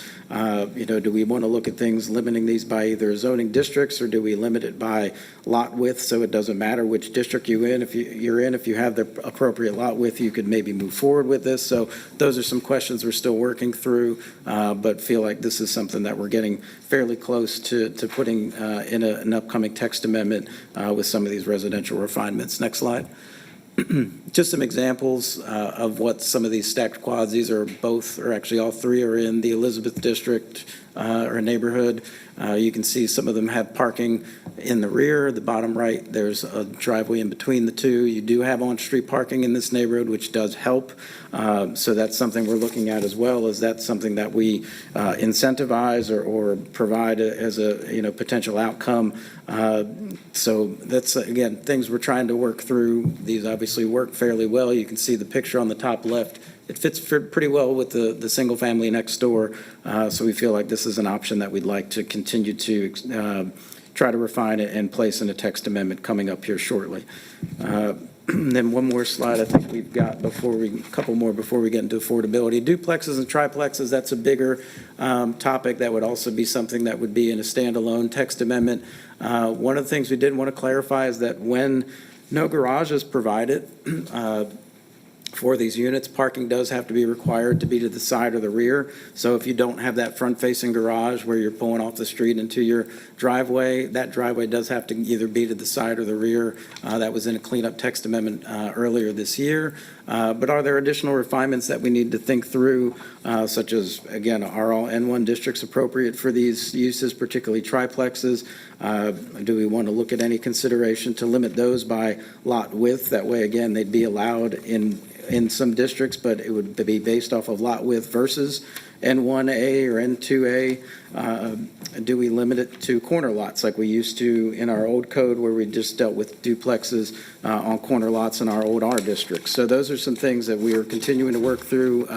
We have talked to UAC about some of those, and we'll continue to use them as a feedback loop for getting some information on those, but just wanted to give you a quick update on where we are with those options. And then the last item that we've got, next slide, will refer to office conversions. This would allow office conversions to convert to residential uses by right under prescribed conditions. Would be mainly through an adaptive reuse situation. So if we've got old vacant office buildings that folks want to convert to residential, we know that's a bit of a challenge, but we certainly want to at least provide the tools that somebody could take advantage of. So in those situations, you could potentially do this by right and convert those office uses to residential uses. One thing that we're considering also is just allowing standalone multifamily as a use itself, and so it wouldn't just apply to an adaptive reuse. We do have a lot of vacant land in some of our older office parks that folks have looked at doing multifamily projects in and typically require rezoning, so that's something else we're looking at and considering in those office districts. So affordable housing is next up. Could we pause there? Yep. That was residential refinement. I just want to find out whether the committee has questions about that. I was wondering, is all of this toward a policy change? I mean, is that would be the outcome, and those changes would go through the policy process and not the text amendment? Yeah, a lot of these items would not be cleanup items. These would certainly be standalone text amendments that go through, the full trying to change, when we go through that policy side of things. Okay, in that case, why don't we zoom into, and Ms. Craig, we're not going to be able to do justice. Is this a really time-sensitive, your update on the area planning? Actually, there's a little bit more on this one, so for I the know, board. but I'm just looking ahead, and it looks to me like we're going to be out of time pretty much, right? We can maybe provide a memo or an update to y'all later and then come back in January. Yeah, okay. I mean, I think we need to be sort of aware. I don't know if there are, a couple of sentences, if you think about this, that you can tell us, in terms of where we stand, but we're not going to be able to do the slides and everything, right? Sure. Okay, Mr. Pettin. Actually, I'm going to do this section here. So if you can go to the next slide. So we've been trying to get really creative about affordable housing and provide more opportunities there. So in partnership with Housing and Neighborhood Services, we held a workshop. I really appreciate the partnership with them, with Rebecca and Rakishla and Warren. We invited a number of different people from affordable housing developers, market rate, nonprofits, design professionals, really the idea to create tools and incentives that are people actually using. So I know Councilmember Driggs, you like to talk about the density bonus that we never use, and I want to have a set of tools that are frequently used. And so this was a deep dive with a bunch of detail-oriented people to get into what we could actually change. Next slide. So we kind of did a quick assessment about what's working. The fee in lieu has been a great tool. We've had $19 million committed since 2019. So that works great for that kind of project, but this does not work for mid-rise and affordable projects because they are not looking to go higher. You have to switch your construction type at that point. And so that is not, the height bonus is not a useful tool. So some of the things that are useful, the voluntary mixed income density bonus, that's new in the UDO. That's a tool that like someone like Habitat is really interested in, and they have actually used that a couple times. There's something in there that's a horizontal density bonus, so you can actually expand your footprint and reduce your open space in exchange for affordability. We haven't had anyone use that yet, so trying to understand that. And then we also have in there some relief from ordinance requirements like street requirements, building sidewalks, and we really haven't had a lot of use with that either, and so trying to understand why. Next slide. So some of the recommendations, of course, so more incentives for mid-rise construction. The bonus doesn't work. We frequently hear this, and we and heard it again at the workshop, that it's tree save, stormwater, public streets, and open space are the most frequently needed areas of relief for affordable projects. We've also heard that our set-aside requirements are too high, so the number, like the percentage, if it's 20%, 30%, et cetera, that's really too high for those tools to be really viable. And then, of course, fast track, streamline the approval process. I think those are all things that you've heard before. Next slide. So I'm going to throw out a new idea that we've had, sort of next slide, yeah, that we've had recently. The commentary about tree save and that being an area of maybe we could look at some changes. So the idea is that we could create a tree mitigation bank that is an option for affordable projects to meet tree save. So we buy tree save, they use that as their tree save requirement, which then gives them 15% of their site back for development. I've checked in with some of our affordable housing developers. I think there's a lot of excitement about this. We would prioritize mitigation bank purchases in areas that have low canopy, which you can see in red up there on the screen. Those are areas that are very suitable for tree planting because they lack tree canopy now. And then we could also complement that by planting the trees on the affordable projects using canopy care funds. So really taking care of all those requirements for tree save without creating challenges with or reducing the amount of tree canopy that we're trying to establish here in Charlotte. Next slide. And then lastly, there was a lot of conversations about that there's a lot of new tools out here. People are really unaware of them. And so making sure that we are getting out there. I think Warren is rapidly working on a manual and sort of some things that we can do to make sure people know about the tools that we have. We need to test the horizontal density bonus, look at other, are there other development costs that might have creative solutions like the tree save idea, and then continue doing these workshops with key stakeholders to continue to develop incentives that are truly impactful and truly work. And that's it. Great. Do I have any questions? So I did want to mention myself, does the fee in lieu go into the trust fund, or what happens to the $19 million? The $19 million goes into the Housing Trust Fund. Right, so Yep. that's available for other Correct. affordable housing things. And what exactly is the process for engaging with the industry? I think you know from past conversations, I don't think we're going to get effective incentives without an ongoing negotiation, as opposed to just deciding for ourselves and putting it out there and then seeing that no one actually cares. So what is our process for engaging with the industry and hearing what is interesting to them? So, I think there's a lot of different tactics. So making sure, like when we do these affordable housing workshops, making sure you have people that are actually developing these projects or considering including affordable units in their project in the room to be able to provide feedback. I think there's also opportunities to, like I went recently to the Home Builders Association, got feedback from them. I've spoken at other industry groups and talking about the UDO, and I certainly get a lot of feedback that way. So I think there's a lot of intent about making sure that we're engaging the people that are actually doing the work to get feedback from them. Yeah, I think I've mentioned before that we need to recognize that to a certain extent it's a zero-sum game. Like you have a cost associated with affordable housing because you're below market. And so anything you do is either going to cost us money or it's going to compromise requirements that we have otherwise. And I'm in favor of that. I think we should be willing to kind of create a set of rules.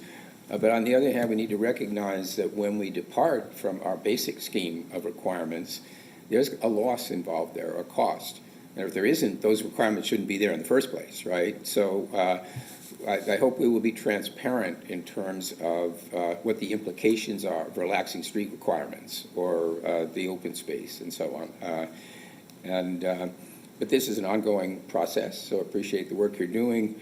And if there are no questions about that, I did wonder if you could just tell us, without the slides, briefly where you stand with the area planning process. Yes, absolutely. So just as a reminder, area planning is the second major implementation item out of the comprehensive plan. We began in the winter of 2023, so it's 14 plans over a 2-year period. We remain on time and on budget. We're wrapping up Phase 3 and entering into Phase 4. So Phase 3 was a series of workshops, began in September, wrapped up in the middle of November, and we've also closed the web tool, which replicated that same experience online 24/7. We closed that day after Thanksgiving. So right now we are assembling all of the information that we have been releasing pieces of as we've wrapped up each phase of the process. Much of it is available on our website, the community reports and the revised policy map. We're assembling all of that into documents. We've heard you loud and clear that you don't want to be hit with all of this information at one time.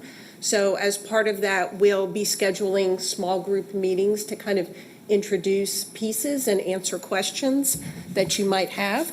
And also, we have this briefing book, which I know you received back in September,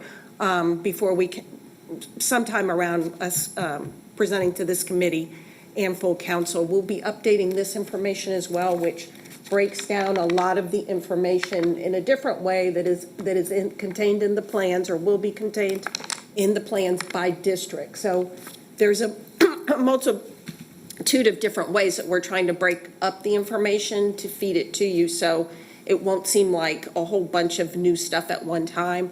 But I do want to assure you that we have heard also the plans will be highly visual, easy to read and easy to understand. I know there's 14 of them, but they follow a methodology or a template.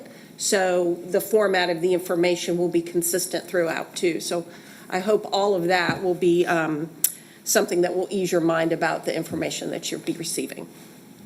Well, that was excellent. Are there any questions? Any chance we could get that tonight in the committee report out? Will somebody be at that meeting that could just say what you just said? Sure. I mean, I don't want to spoil your evening if you weren't going to be here, but, great. So, Ms. Johnson, you're muted. Thank you. I just wanted to follow up to see if the community area plan was presented to the District 4 Coalition. That was one of my specific requests. And if you don't have that answer now, if you can give that to me tonight. The last time I spoke to the coalition, I thought they said they were going to receive a presentation in January, but it sounds like the input or the engagement period has closed. So can you verify if that information was presented to that group? So they did invite us to their January meeting, but just because that phase of engagement has closed does not in any way mean that folks are not able to continue to comment on the plans.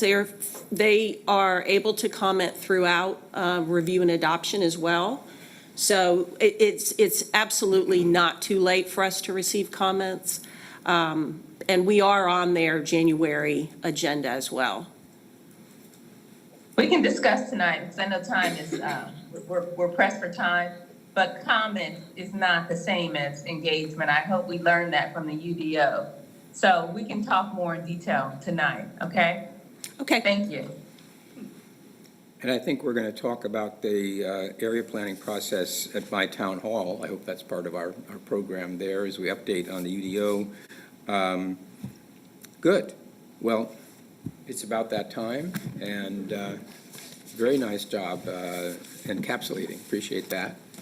Do we have any other comments? If not, I will entertain a motion to adjourn, So moved. and I'll second that, and yeah, we're adjourned. That's it. Thank you, everybody.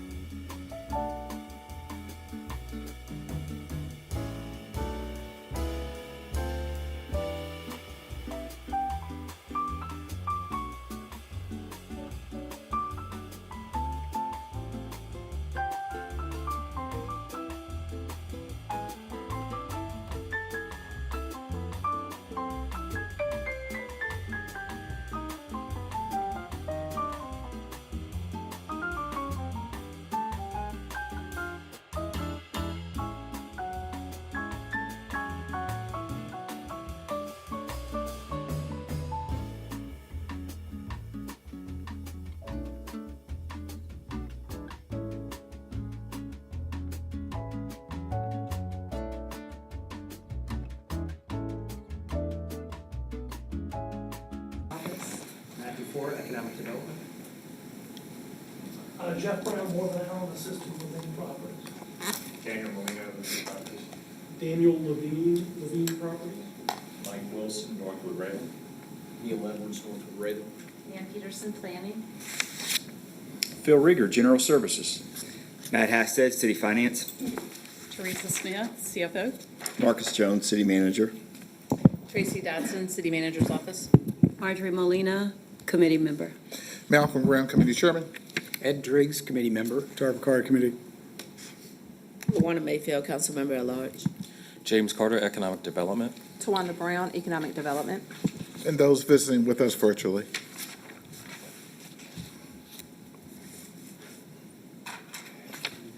Can't hear you. Yeah, Maurice Kumar from the BAC. Thank you very much. So we have a pretty full agenda, 2 items that's going to take, I think, a lot of conversation. And so I want to get right into the agenda. I will recognize Assistant City Manager Tracy Dodson to introduce the agenda. Councilmember Mitchell has called. He will be joining us 20 minutes after the hour. Thank you, Chairman Graham. First on the agenda, we have today the alternative funding for arts and culture. And then we will do a second conversation followed up from earlier in November, this is December now, on Providence Square. And then end with a Business Advisory Committee update. So with that, I'm going to kick it to the manager. Welcome. Thank you, Mr. Chair. So it seems like I'm going to be visiting all the committees today. So hopefully this will be the quickest presentation of the day. A couple things. I'll be joined by the team, but I would like to kick off this discussion. It's dealing with the funding for arts and culture. And I guess there's this thing called undefeated when you don't lose a game. I guess I've been defeated in this one, that I haven't gotten any wins with this. So let's try to do this a little bit differently than anything else. And let's deal with only the referral, not the governance structure, and not the FY26 funding opportunities. So if we go to the next slide, this is simply a referral that the mayor sent to this committee that asked that I work directly with the committee, that's me being here today, to explore opportunities for the use of hospitality funds as a means for creating a sustainable funding source for arts and culture. Okay, so that's simply the question that's before the committee today. And before I turn it over to Teresa, let's just talk about on the next slide how we got here. I think there's a slide in between those two. There we go. So there's a lot that was going on with the infusion fund, and there's a great story there where the city and the private sector came in for the last 3 years to try to create sustainability in this ecosystem. But again, I would like to stick with one topic today, and that is whether or not it makes sense to use tourism funds as opposed to what occurred in the FY25 budget. So what do I mean by that? $4 million was always baked into the base of the budget. And then with the 0.31 cents of the property tax increase, that created $7 million more for the arts and culture ecosystem from the city. I won't talk about what the private sector is doing. I won't talk about what the county is doing. This is simply whether or not some portion or all of the $7 million could come from the tourism buckets, or the hospitality buckets, versus the general fund. The only question that's being asked today. So with that said, I'd like to turn it over to the CFO. Thank you. Next slide, please. So we thought we would start with a little bit of a reminder about what the hospitality taxes are, where they're accounted for, and how they're used. So this is information that you've seen before. The manager always gives me a hard time when I go right to left. Today on this slide, I'm going to do bookends. Okay, so we're gonna start with Convention Center and NASCAR Hall of Fame, and then we'll move to the center and talk about tourism. So in the Convention Center Fund, this is where you have prepared food and beverage tax, as well as occupancy tax. This one is driven by the statute, and the uses there: Convention Center, marketing and promotion of hospitality and tourism, amateur sports, and stadiums over 60,000 seats. So as we look at this one, we do not believe this is legally able to be used on arts and culture. So bookend that over to the NASCAR Hall of Fame. NASCAR Hall of Fame also funded by an occupancy tax. And on this one, the uses that are permitted by the state are the NASCAR Hall of Fame and the Convention Center Crown Ballroom that sort of connects the two. So again, don't believe this one is eligible legally for arts and culture uses. So then we focus in on the center, which is the tourism funds, sometimes referred to as T1 and T2, accounted for in your budget as tourism. Starting with T1, this tourism one, this is where we have occupancy tax as well as a rental car tax. For that, the uses that are permitted by the state are marketing and visitor promotion, programs and events that generate visitors, and convention centers, civic centers, auditoriums, museums. So that is part of the conversation today for arts and culture. Tourism 2, or T2, the funding sources here are a pay-go transfer, as well as a city and county tax increment grant on some of the existing cultural facilities. So the uses here, cultural arts facilities and events that further cultural arts.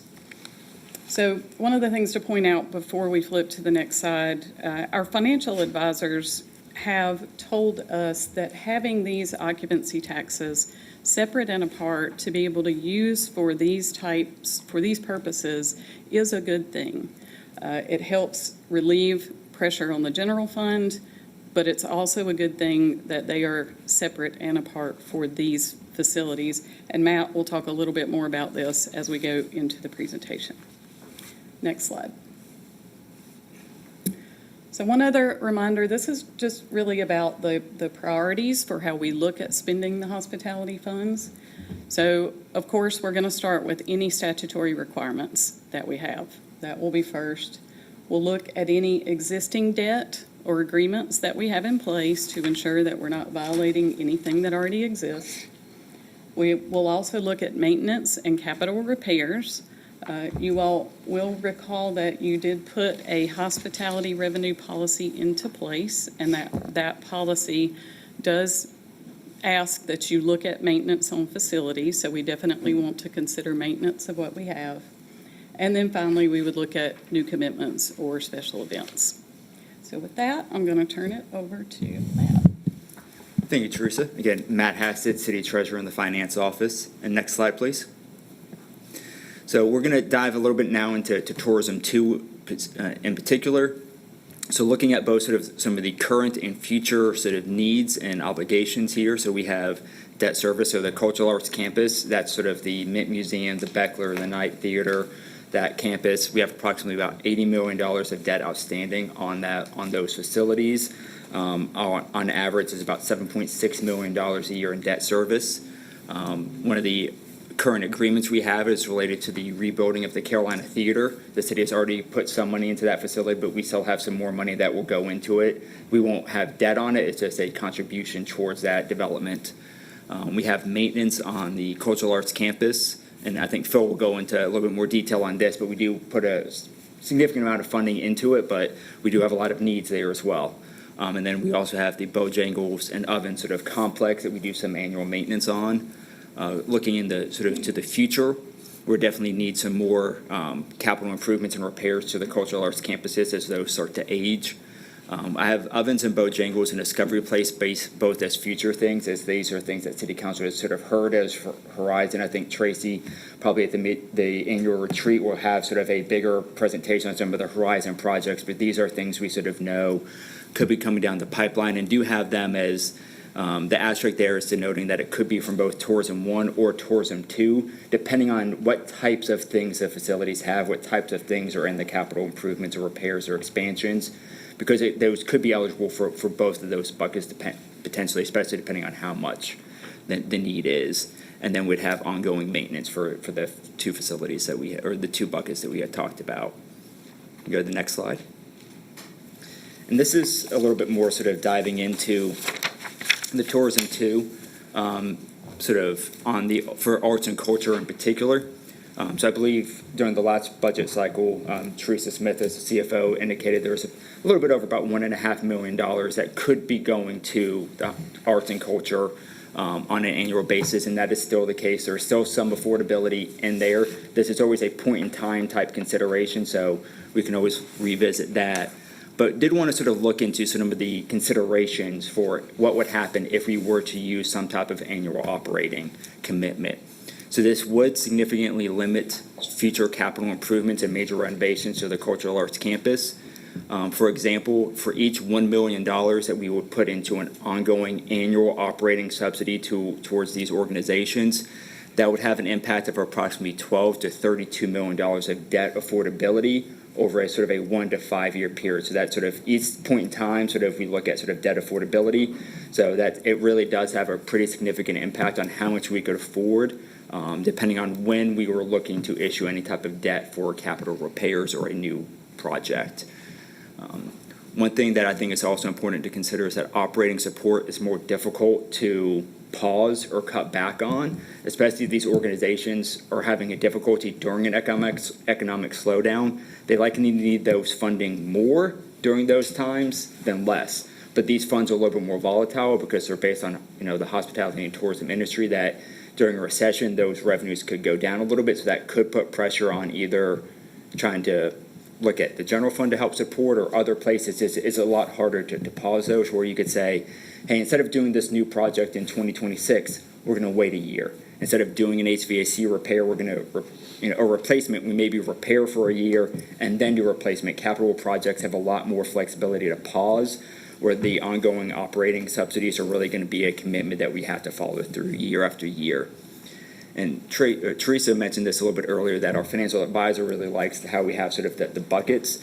And conversation was had with both rating agencies and investors. They also really like how we have our funds segregated, and that we're sort of using hospitality and tourism funds for hospitality and tourism projects, and that we don't have any sort of back and forth with either money from the hospitality industry going into the general fund, because there are some cities across the country that use hotel motel taxes to supplement their general fund operations.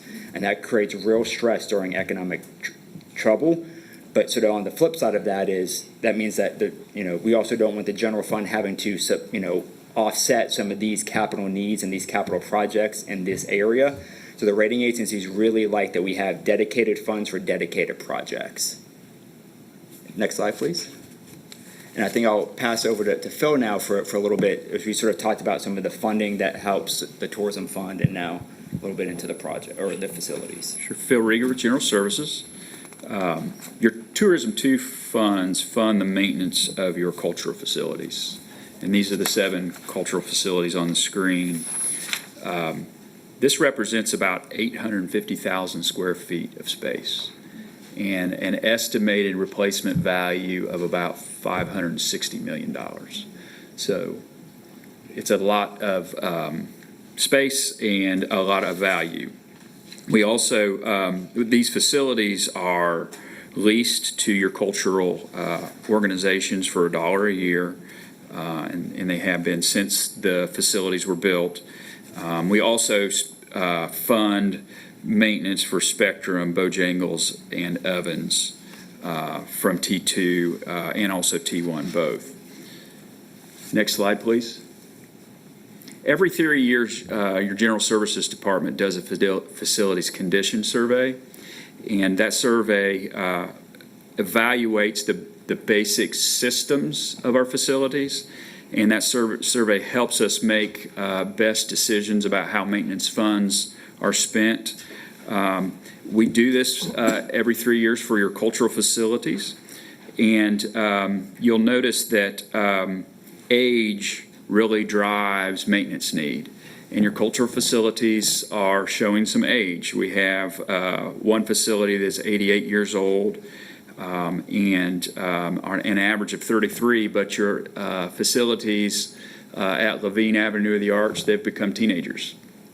And during that period of time, from a maintenance perspective, not unlike your home, you start to move from repairs to replacements. And that's what we're seeing here with your cultural facilities. We've got an estimated $90 million of maintenance expenses projected over the next 10 years. And so it's just that time in these facilities' life. Next slide, please. So if you look at where we are today, you can see in FY25, we're funding $4.8 million of maintenance out of T2. That is up over the last 5 years from 2.4%. So we're pushing money in that direction, and we're going to need to continue to do that. You can see some of the projects that are going on this year and some projected for FY26. Currently, you're funded at 1% of your current replacement value. Industry standard suggests you should be somewhere between 2 and 4%, and so we're going to have to start moving some more money that way in order to continue to make sure these facilities are viable and enjoyable to visit. And so I'll turn it back over. Thank you. Next slide, please. Thank you, Phil. So we'll take a sort of dive into Tourism 1 now. So both the current and the future. So we do have the statutory requirements for tourism and marketing promotion. And as Teresa mentioned earlier, the debt service obligations we have are the Spectrum Center and the Hornets Practice Facility. We have some agreements with the Truist Stadium where Knights Baseball, Uptown, we don't have debt on that, but we do make an annual commitment to there. As part of the ACC relocating their headquarters here, we had a commitment to sort of, because that brought so many events to the Charlotte area. We have maintenance on the Spectrum Center. And then some of the special events that we currently have are, Charlotte Shout, the Boom, the Charlotte Black Film Festival. I think those last two were added as part of this budget cycle.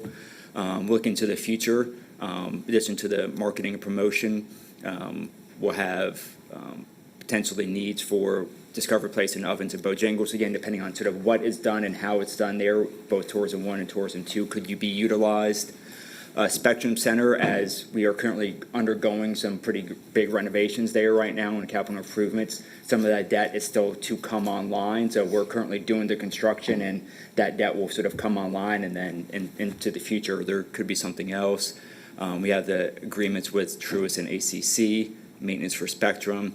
And then a couple of the future events, and these are certainly limited to anything, just sort of things that we sort of know about being, Charlotte Shout has been an annual project. The PGA Championship, I believe last time we had the championship here, we had sort of pedestrian bridges and extra traffic control, and we saw unfortunately some of the things that happened last year at the PGA Championship, so there may be a need to do some traffic control and pedestrian safety for that. And then the Truist Championship, formerly Wells Fargo Championship at Quells Hollow, has been something that the city has provided some traffic control support for as well. Next slide, please. So as mentioned earlier on, Tourism One's funds can be used for arts and culture.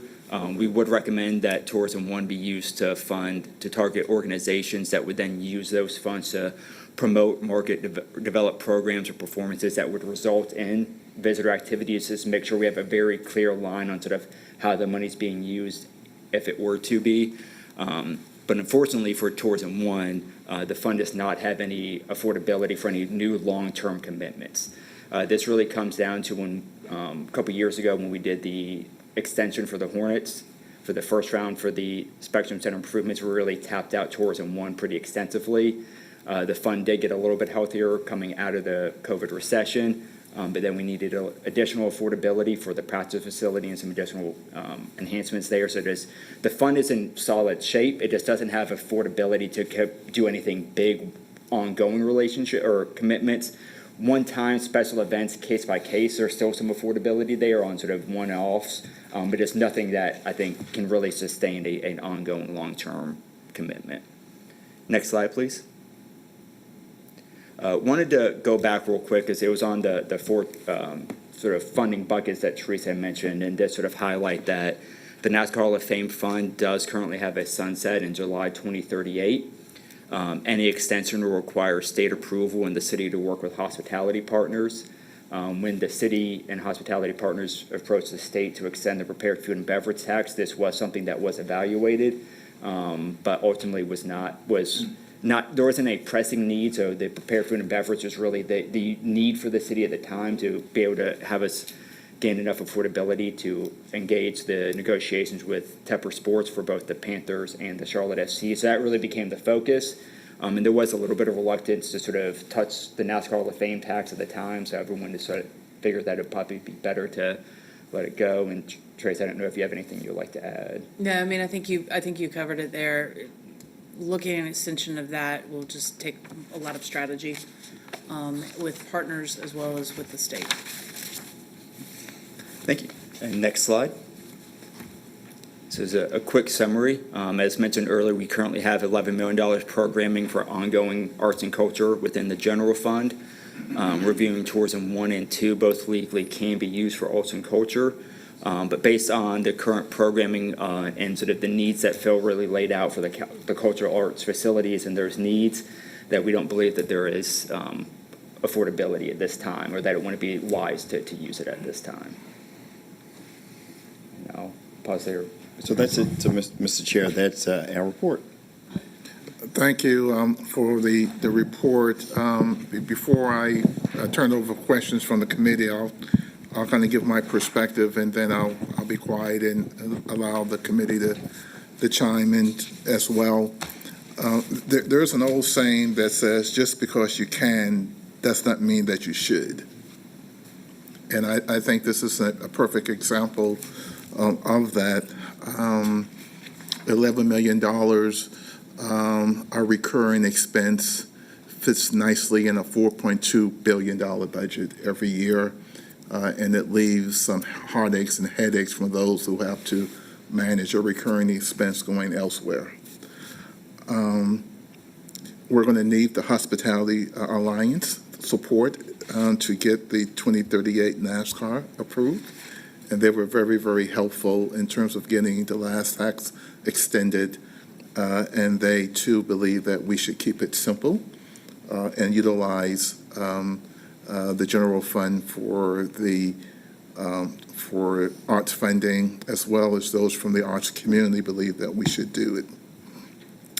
I think as a council, we should be financially disciplined, that we need to be fair of our financial management strategy. And as I said before, $11 million and the $4.2 million, it's not a heavy lift. And this is a recurring expense. I believe that this may be a slippery slope, because once you get into the tent, there may be other councils in future years that want to stretch the legal limits of the law for other events that should not be utilized for this tax. So I think we ought to keep it simple. We enjoy a AAA bond rating that we want to keep, and we want to make sure that when you guys go to New York, that you do less explaining and about what we're doing or why we're changing the methods of what we're doing. And I don't think there's an explanation for us to do it other than because we can. I don't think that hold mustard, and I want to protect the city's AAA bond rating. This was a part of discussion where we also eliminated $60 million from the budget, as you recall, and then we had to pay it back because of public outcry. And so I thought the $60 million was a bad idea then, and I think the community agreed with us, and I'm not sure this is a good idea as well. And lastly, doing it this way, it would be using it as a credit card, right? And I don't think we should use the arts funding as a credit card. It should be embedded in our general operating budget, where it's safe and secure, that we know it's there, and that's what we should do. And then how we have operated and utilized the tourism tax is tried and proven. And we've been able to do big things on a large scale for a wide variety of usage because we exercise some discipline. And I hope that discipline would carry the day as we move forward. So that's my thoughts, and I'll turn it over to Councilmember Drakes. Thank you, Mr. Chair. Discovery Place. Without getting into specifics, is it correct to assume that there is potentially a big ask looming out there for that?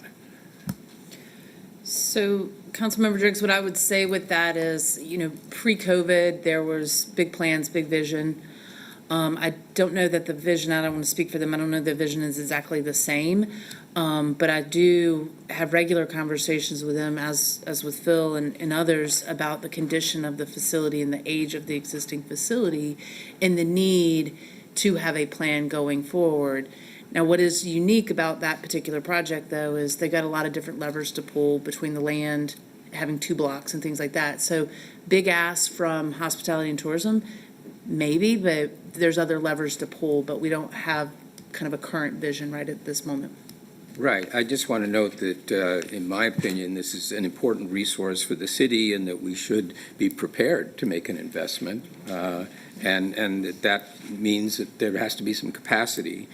A couple of other things to note quickly, the disparity between the city's revenues from property tax and sales tax and tourism proceeds. I mean, we saw an extreme example in the last few years of the drop-off in tourism. So I agree that this would not be a reliable funding source if we did try to fund it that way. I'm also very sensitive to our relationship with the industry. I think the argument that we should consider tourism funds stems from the fact that the tourism industry benefits from our arts investment. And so a case could be made that maybe they can participate in the cost of that investment. I think what I would note to that is, yes, the industry does derive some benefit from our investment in arts, but we derive enormous benefits from the industry's investment in tourism.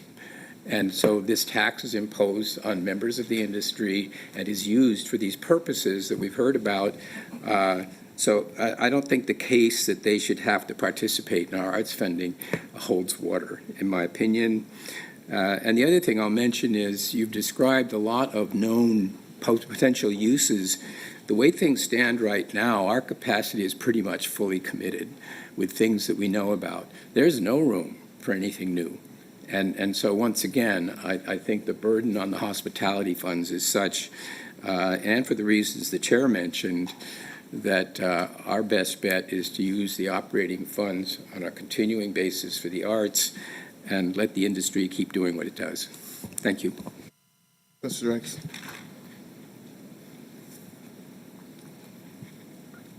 No more questions? Really quickly.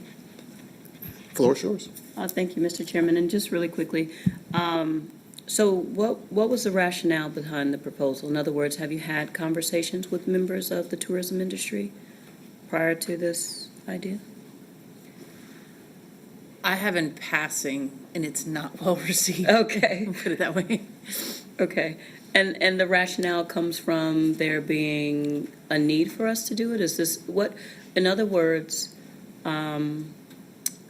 what would be the overall benefit? Why would we consider this as opposed to what we're currently doing? So I'll take a shot at it. So the overall benefit could be taking some of the strain off of the general fund. Okay. But as Matt mentioned earlier, and as some of you have mentioned, we saw what happened to the hospitality fund during the pandemic. Right.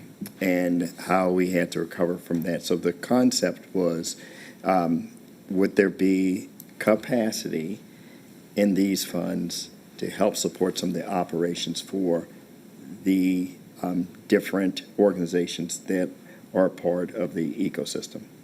Okay, that makes sense. All right, that's all I have. Thank you. Mr. Bakari? Yeah, I mean, if I recall, I believe the premise here is it's time to ramp up because we're heading towards a budget season where we're going to be figuring out how and what we're spending on arts. And some of that has been one-time money in the past, and we have other obligations. So under that premise, what I'd say is we've had an interesting journey over the last 8 years with this. We knew it was broken for various reasons, some macro, some micro. We went after them. We worked on it hard. The voters at one point said no when they had a referendum. We went and put record-breaking amounts of money into it from our perspective. And, you know, I think it's debatable how much success we've had on creating something sustainable out of all of that. So I think what we have to have prepared for us for a true policy and budget decision coming up is, one, keeping the lights on in the house, and, you know, what does 2 to 4% of CRV look like in relation to the affordability and capacity that we have? And that's one decision we need to make. And it sounds to me like we shouldn't be prioritizing any nice-to-have stuff until we get at least to an average level of taking care of our house. And then secondly, you know, we need to look at, you know, what's changing? What's different than just the amount of money we're throwing into something like this on a go-forward sustainable basis, other than the amount of money? What are we achieving? What are we doing? And I think that has to, you know, we haven't had success in that yet at a macro level. So I think the no-brainer is showing us what a realistic, responsible investment in our maintenance towards CRV looks like. And then secondarily, it's like, we can't keep throwing record-breaking amounts of money because nobody's even happy. People are still upset with all the record-breaking amounts of money, and that's because the foundation is still broken. So I think that second question also has to be answered and presented to us in some way or something, but at the end of the day, I think it's going to be a choice between those two, and one of them is a no-brainer. Okay. Mr. Manager? Mr. Chair, so this started off as a referral from the mayor, and I guess the question is this coming out of committee with some type of vote today? Yes, Okay. you read my mind. So I would like to, any questions? Anyone want to make a motion? I would like to move that we not fund the arts from hospitality, but continue with the plan Recognizing Mr. Bakari's point, there may be questions about the investment we're making. The current issue is what is the source of the funds we're investing? And so I'd like to make a motion that those funds, however we decide, should come from the general fund and not hospitality. Second. Okay. Questions? All those in favor of the motion, raise their hands. All those opposed? Motion carries. Great. We will transition now to Providence Square, and I'll ask Todd to come up and join me. If you remember, for those that were here, November 4th committee meeting, we introduced this project, and we have continued to have discussions around the project, and just wanted to bring it back to committee one more time and give you an overall update, and then spend a little bit of time on next steps. So with that, Todd, I will turn it over to you. Thank you. Next slide, please. All right, so as Tracy mentioned, this is a continuation from the conversation we had in the last committee back in November. The difference today from last time is last time we introduced the concept of a potential public-private partnership to you for the Providence Square redevelopment. Today, we are going to dive in a little bit deeper on the terms and then ultimately ask for a recommendation and a referral to full council for their consideration and approval at a time in the near future. As you can see here from the two images on the slide, you have on the far left, shows where the project site is located in South Charlotte, about 7 miles south of Center City. On the right, it shows you where it is articulated with the different roads, key roads for Providence Road, Sardis Lane, Old Providence Road, and you also have the McAlpine Creek and Greenway to the south of the project. We also discussed last time how there are 3 different coordinated rezonings with Living Properties, Northwood Raven, and Horizon Development. Today, we are going to be focusing on 2 of those 3, which is Levine Properties and Northwood Raven, as the Horizon Development isn't really subject to the TIG or the TIG improvements or the TIG agreement. So while their development is still going forward as planned and as proposed in the rezoning, for today's conversation, we're going to be focusing primarily on the Levine Properties and Northwood Raven, as that is part of the tax increment grant conversation. And as we mentioned the last time, while they are independent rezonings, we do look at these in a holistic manner because that's something that, you know, if you see how close they are tied together, the benefits that are derived from each of these projects really compound to be something that's more substantial for the community. And we need to look at this a little bit more broadly and holistically rather than a project by project case. Next slide, please. So as you may be aware that this is a unique revitalization of about 105 acres along Providence Road. The proposed new mixed income housing, the increased walkability, the new accessibility to new commercial uses really helps further and drive forward the city's objectives around creating 10-minute communities. It also creates opportunities for small businesses, more employment opportunities from the commercial space, and also opportunities for daycare facilities in the area that are sorely lacking in the Charlotte region. Next slide, please. Again, we'll talk a little bit more about the coordinated rezonings. Next slide. Start with Levine Properties. This is basically a redevelopment and replacement of deteriorated buildings that are existing on the site. Going to be replacing it with a new mixed-use pedestrian-oriented village. There are currently 473 units on the site as it is today. All of those units are vacant. 400 households have been relocated over the last couple of years. And all from the dilapidated structures you saw in the first couple of slides, the condition of the facilities really just aren't inhabitable, and those will be replaced with new residential units as part of the redevelopment. As you see in the white and shaded area, those are some existing buildings that will remain. The small gray square in the white area is currently programmed to be an indoor rec use or a large child care facility. About 80,000 square feet of commercial space will also remain, in addition to a 19,000 square feet for an indoor recreation facility. The balance of that white area is not yet fully programmed, but it does provide opportunities for additional multi-family development in the future. Next slide, please. Northwood Raven, that part of the development, they're looking at building 95 townhome units as well as 650 market rate multifamily units. Next slide.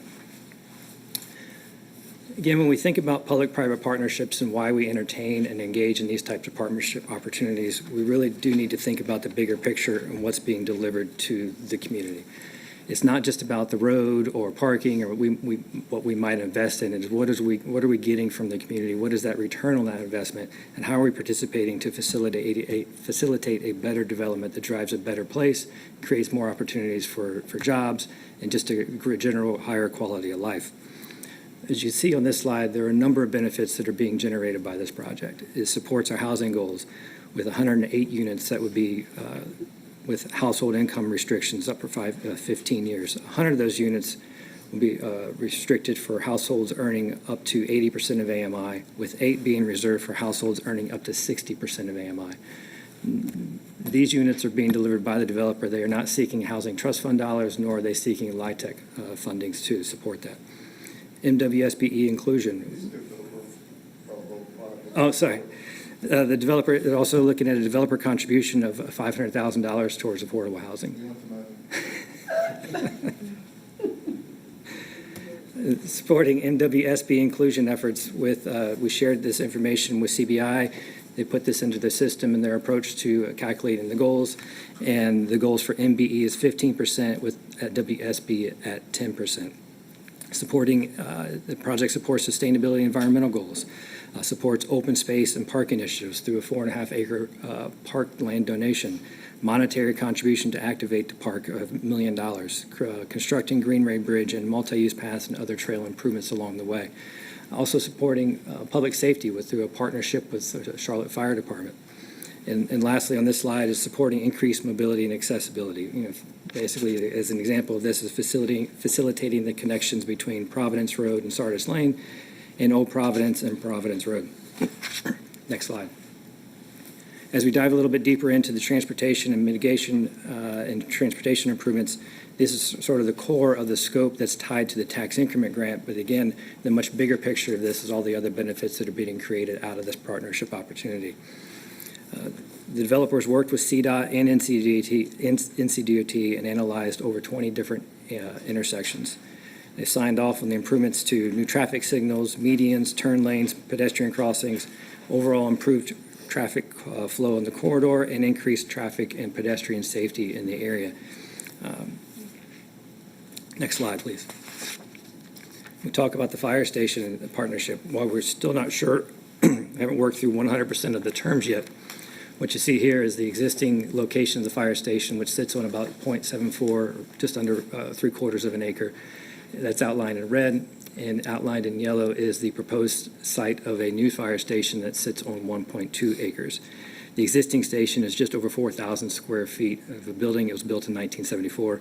The proposed new station would consist of about 14,000 square feet. So it provides an opportunity for a larger, more modern station in a location that provides greater accessibility to the major roads between Sardis Lane and Providence, thereby reducing response times for the fire department. Next slide, please. We like to show in these kinds of presentations is general uses and sources and how the funding is coming together of the different programs or the benefits that are being generated by the project.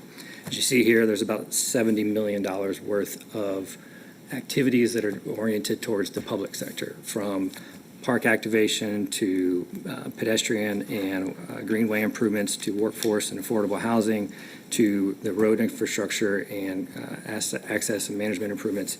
And then at the bottom, you see where the sources that are going to pay for those uses at the top. Of that, the developer would be contributing nearly $51 million. The city, through its portion of the tax increment grant, would be $6.9 million, which equates to about 10% of the total cost or the total value that you see under the uses. And then the city and county together at about $19 million, which really equates to about just under 28% or just around 28% of the total value there. Next slide, please. Just take a step back on what a tax increment grant is, just for everybody for a quick reminder. Grants are made on a reimbursement basis only, and it's based on new incremental taxes within a defined increment area. Basically, these are a performance tool, and so if the developer doesn't perform, the taxes are not generated, and the payments aren't able to be paid or reimbursed to the developer. Justification for our use of a tax increment grant really aligns around what the public purpose is. Most of the time, they are infrastructure improvements. Occasionally, we get into gap financing and public asset and buildings. Traditional grant terms are 45 or 90% of the incremental taxes. These are generally up to 10 years. We have gone longer depending on the need and priority, particularly lately as costs have risen in the last 4 or 5 years. We have seen the need to go a little bit longer on these just to make them work financially. In the next slide, please.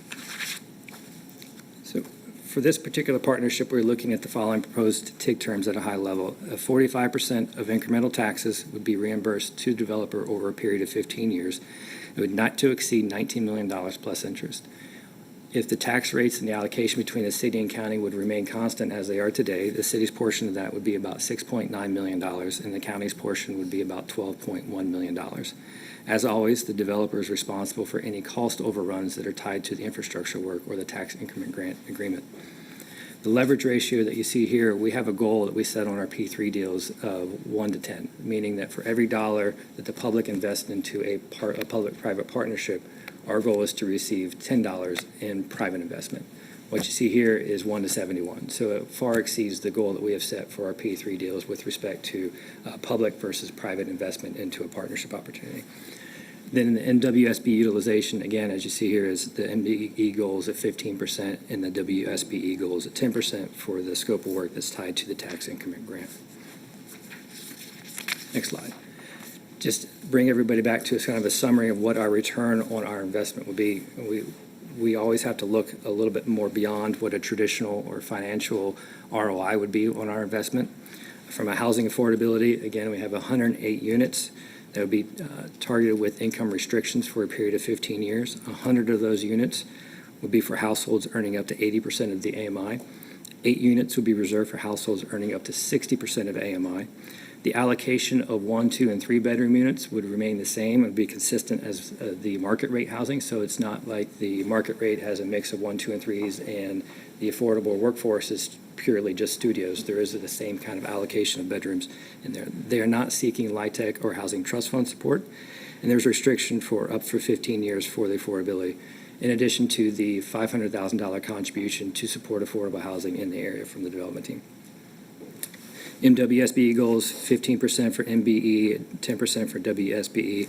Again, we just talked about the leverage ratio of 1 to 71.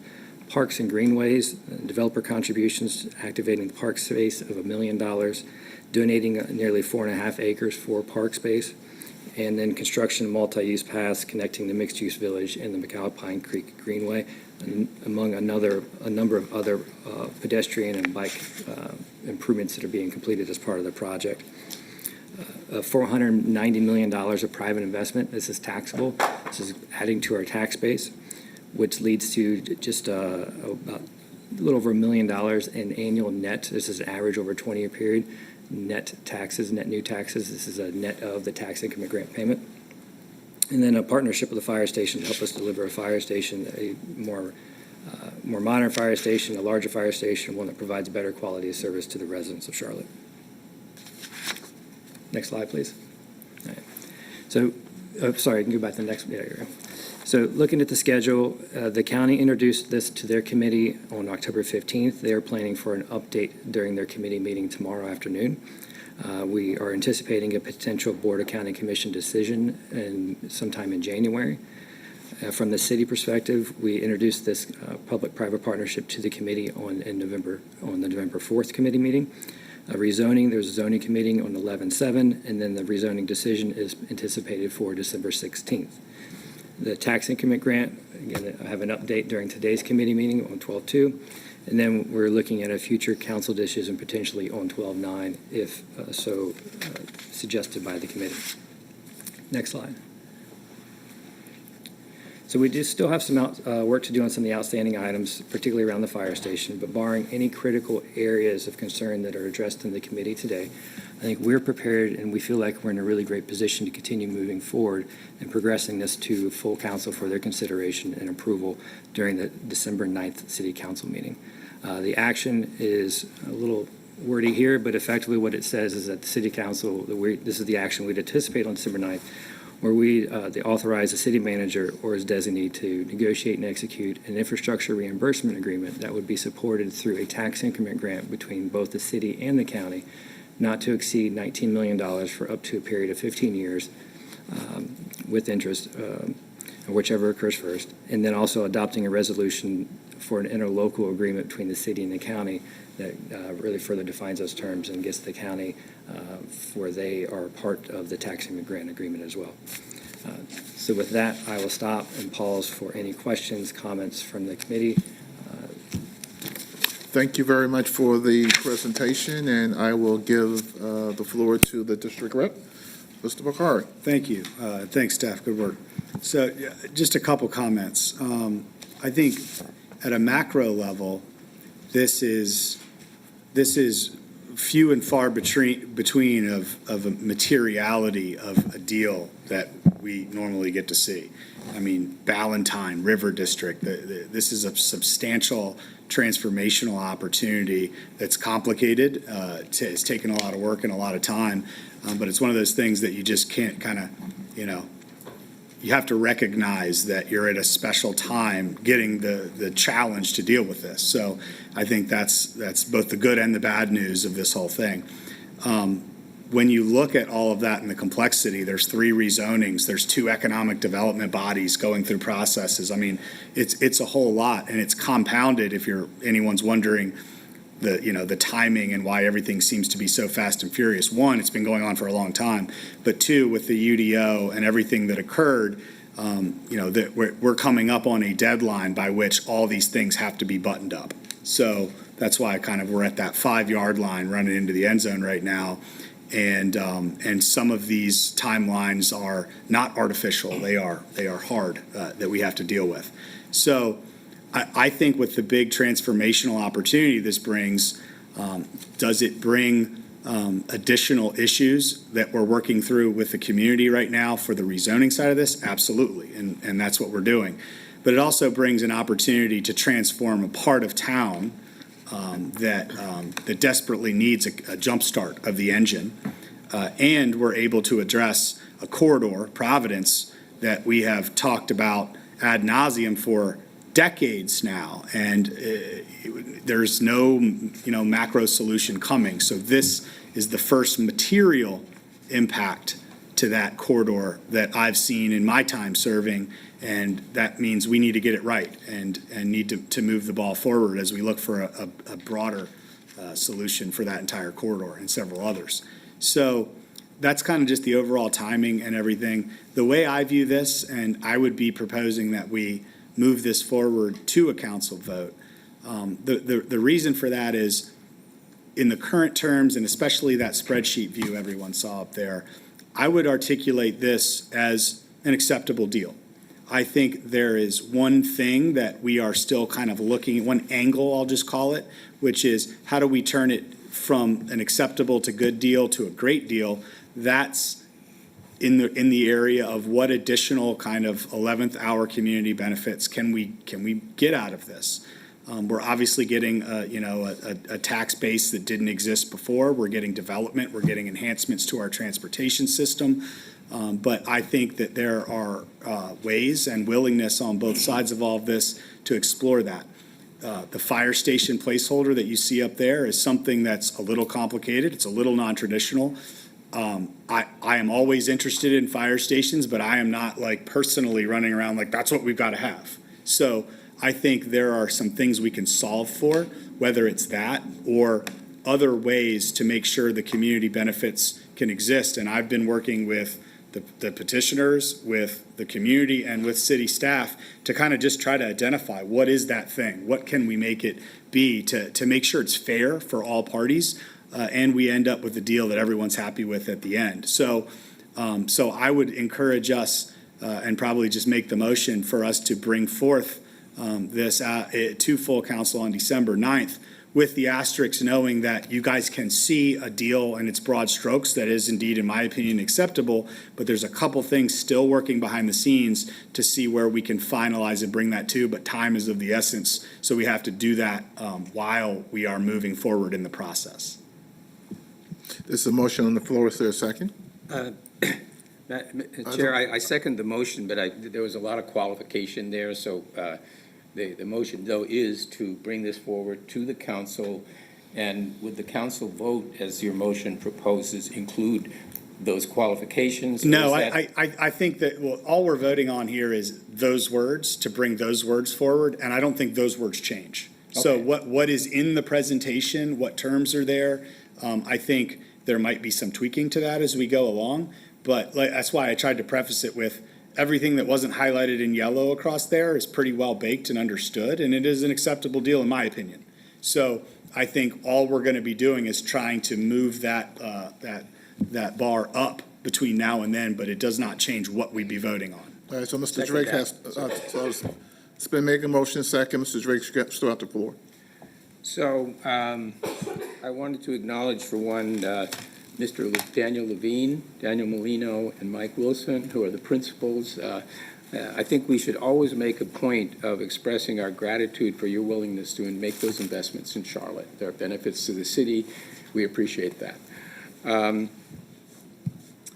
A couple of comments on the TIG policy. The TIG policy, as we saw on the slide, is intended to fund. It's basically a credit transaction where a developer funds public investment and then gets paid back through a break on the taxes. And therefore, the city ultimately bears the cost of the transaction. And therefore, the question is, where do we draw the line between the ordinary obligation of a developer to pay for the infrastructure needs associated with their investment and the public benefit of some of the investment they're making that goes beyond just the interests of the investment? And I don't know that that's an exact science. I would say I concur with Mr. Bakari that the numbers we're talking about here do sound very reasonable. I will note that, for example, Ballantyne Reimagined, we had $42 million of investment towards CIP and TIG, so there was CIP in there as well. And the total project there was $1.5 billion, so and the total infrastructure investment was a little over $100 million. So in that case, the public investment was over 40% of the infrastructure investment, and we are talking in this case about, I think we saw 28. I would also mention, so therefore I am in support of the idea of moving it to full council. The fire station point, my opinion on the fire station is that we should not include that with this. I think what we should do is, if appropriate, have a separate conversation with the parties about a possible transaction involving those parcels of land. But I don't see commingling the economics of the fire station deal with the proposal in general. I don't see how that's related in particular. And therefore, we can continue to talk about that, but I would just express the view that some of what is being proposed about the fire station, and in particular, the idea that the petitioner would build the station and lease it to the city, is not an approach that I like. I think it circumvents the public approval of bonds that goes into our funding of other CIP projects. So I'm not crazy about the fire station as it now stands. But I certainly feel that that's not a reason not to move forward with the vote. Thank you. Thank you, Mr. Drakes. Floor is yours. Thank you so much, Mr. Chairman. And I echo the sentiments of my colleagues. I just want to say that just in listening to some of the points that have been made about this particular project, I think it goes, I'm sorry. No, I'm good. I just wanted to make sure. The floor is yours. No, I'm good. All right. So first of all, I had a conversation with Mr. Levine over the weekend to get some additional details, to ask some questions with reference to this project, just to make sure that I had clarity for thought and consideration with regards to this particular project. And so I have a quick question for Tracy. About the TIG proposal. Is this something outside of what we've considered as a standard? In other words, what is your take? No, I don't think it's something out of the ordinary of what we've considered. I think that when we go through this, these TIG proposals, there's a delicate balance, and let me start with what the city would see as benefit and what the county would see as benefit. Okay. So you have to navigate that first. Then you also have to look at, and I think Councilmember Jurgs, Councilmember Bakari just said it, is what is required by the developer versus what is additional. And so there's all of these things that as we go through and we look at them, that we're trying to navigate to make sure that what we're putting in is works with what we're getting out of it in the project as a whole. So this is not abnormal by any means. The only thing I would say that's a little bit unusual is just we're kind of working on this kind of expedited timeline to line up the rezoning and the TIG discussion, which also is a little bit abnormal, but not unheard of. We've Okay. done this with other projects as well. So, you know, we may hear that, you know, we're pushing this quickly, but it's all an effort to line everything up so that the rezoning matches what the commitments are in the TIG. Okay. So it's not that abnormal. Okay. And secondly, I did hear something that I actually got excited about. I don't frequent Providence Road, but when I do, it is very congested, right? And so to have some potential traffic improvements along that corridor, right? This would be something that the developer would bear as far as cost is concerned? Yes. Can you give me a little bit more? Well, if you go back to slide, 10, is it 10? is that the one? That's one of them. Actually, if you go back to slide,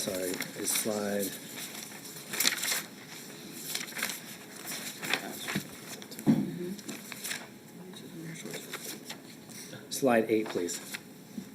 Yeah.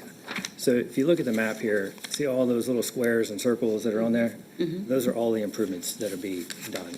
And so a lot of those are intersection improvements.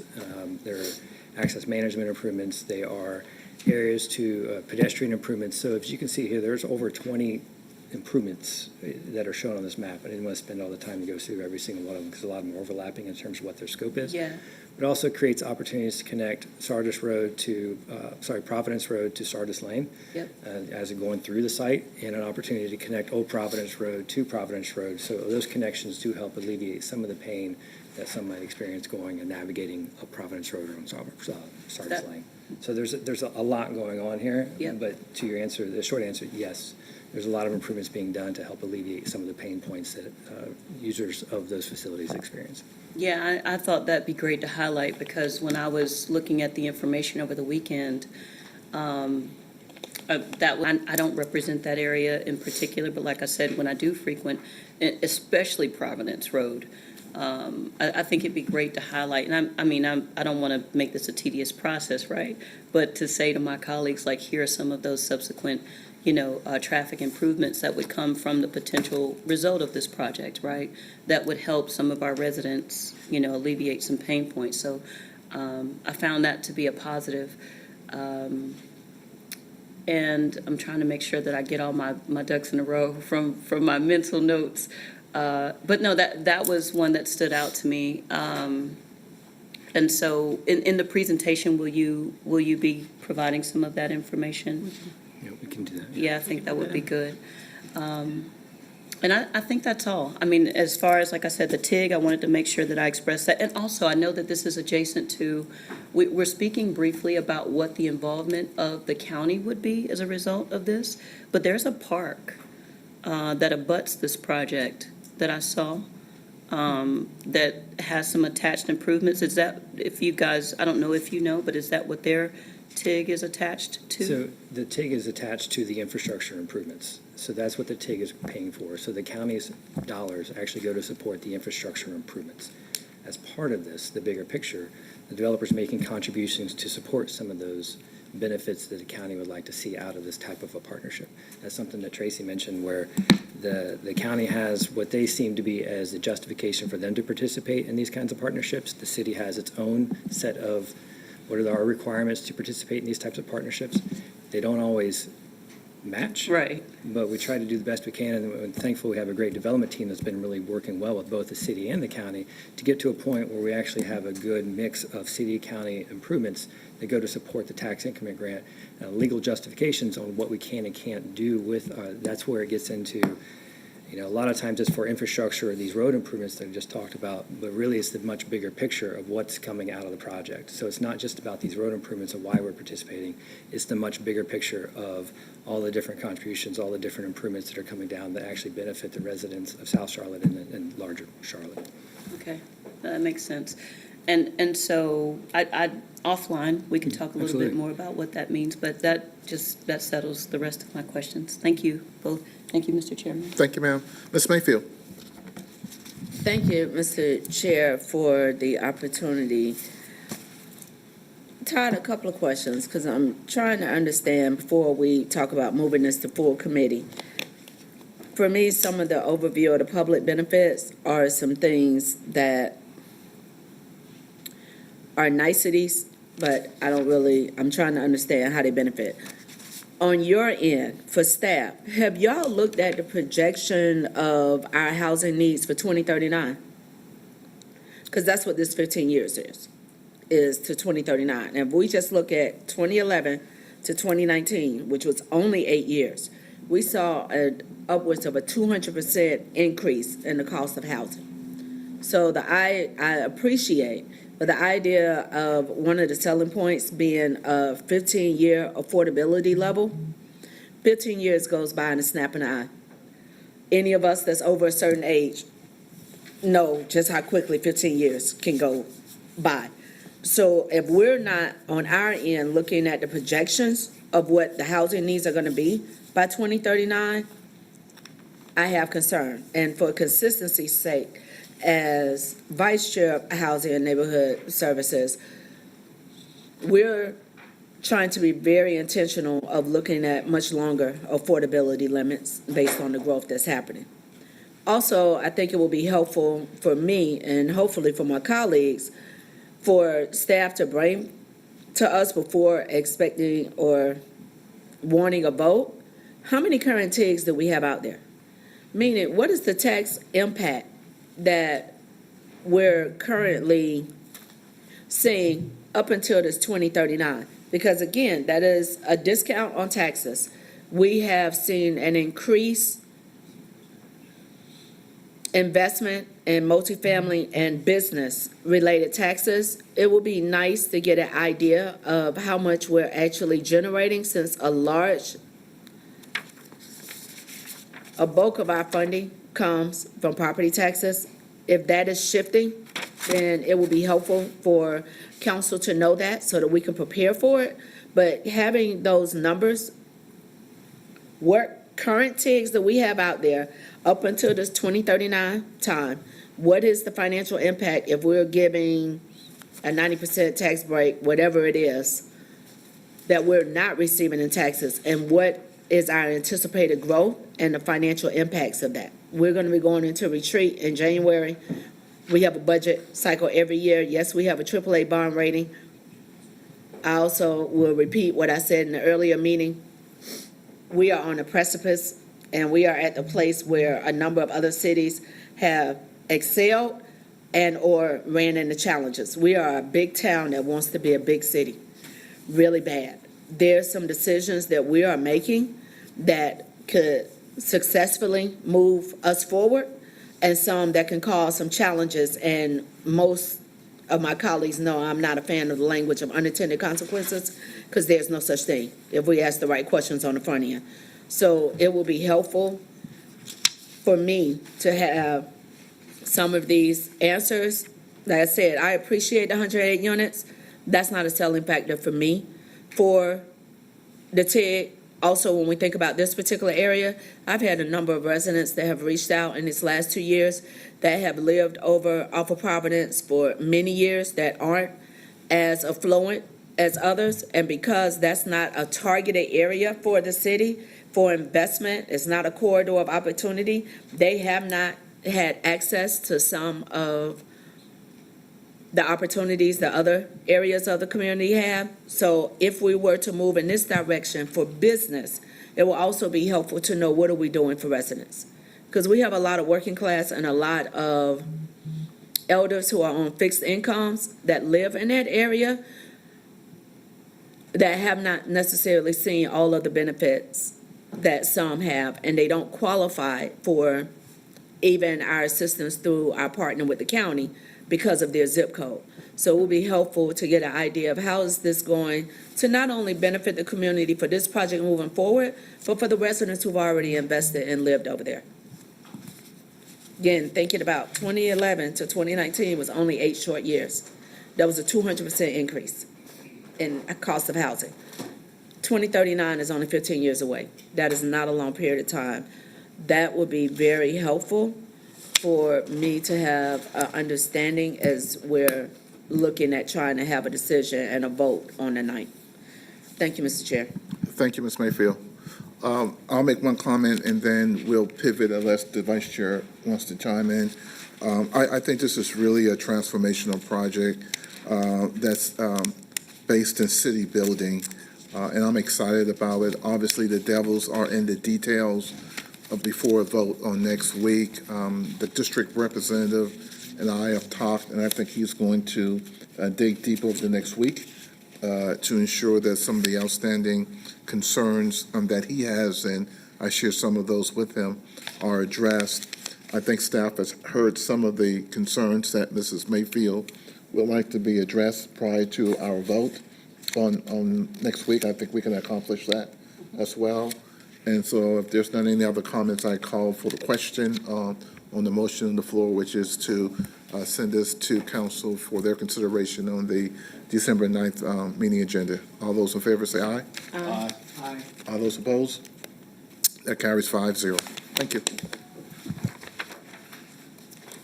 Ms. Dodson, one last item, and this is for information only. Is the chair there? Madam Chairman, welcome to our committee. We have a number of subcommittees that report up to the Jobs and Economic Development Committee. The BAC has been working extremely hard and have a series of recommendations that they want to present to us. We're taking no action. We're doing a lot more listening today. This is good background information for us as we go into our budget season as well as our retreat in January. So I invited her to give a brief presentation to the committee based on information she has shared with me, and I attended their last BAC meeting. Ms. Dodson, do you have any other comments? No, I think you covered it. The floor is yours. Great, thank you so much. Thank you for the invite, and as Councilmember Graham said, the BAC consists of 20 members who are nominated and volunteers from the community. Our focus is on small business, and over the last couple of years, we've been working on alongside staff members and embedded on certain projects to better understand some of the city initiatives and where the role of small business can play a part. Today, we're here to share goals and ask for your alignment to those goals so that we can have a stronger connection between the BAC and the Jobs and Economic Development Committee in 2025 to drive stronger impact. With that, I'll ask you to go to the next slide. These are our members, and you can see that the first row are the ones who are either mayor appointees or have been appointed by city council members. The next row are folks from the Charlotte Regional Business Alliance, as well as then folks who are representatives of different chambers of commerce, whether it's minorities, women, LGBT, the Metroliner Minority Contractors Association, and the Asian American and some of the other smaller chambers that we have. I'd like to thank Anika Ellis, who 2 years ago, this was 10, we were down to 10 members, and today we're up to 19 strong. And while each of these folks have got busy day jobs, they also not only represent the folks who have put them and nominated them for the BAC, but they have what we call spheres of influence. And the way we define a sphere of influence is that if you send out an email, will somebody open it and actually read through the email? And that's where in each of these cases, there are folks who are involved in businesses or in industries and other groups beyond what's listed on this chart that gives us an opportunity to truly understand what's going on with small business in Charlotte, what are some of the needs, and as we evaluate different projects, what are the areas that perhaps we should be asking questions about as we move forward. So with that, if you could move to the next slide. So why focus on small business? And there are really two areas. But I'll first say that when you talk about what is the definition of small business, there are multiple definitions out there. Perhaps the most used is the one by the SBA, and that's widely used for contracting. So if you want to be considered as a small business for contracting purposes, then actually the definition changes by industry. So there is no common definition that goes across. So we've spent some time thinking about the definition that really works for the BAC, and we've come down to two. One is in terms of jobs. And as you look at this chart, and if you think about the businesses, the number of employees per establishment, on the left, you've got the 10 million businesses that have fewer than 5 employees. And if you go all the way to the right, there are 16 million who have 1,000 or more employees. But what's really important is that 66% of the employment comes in that circle in the center, which are firms with between 10 to 499 employees, so less than 500 employees.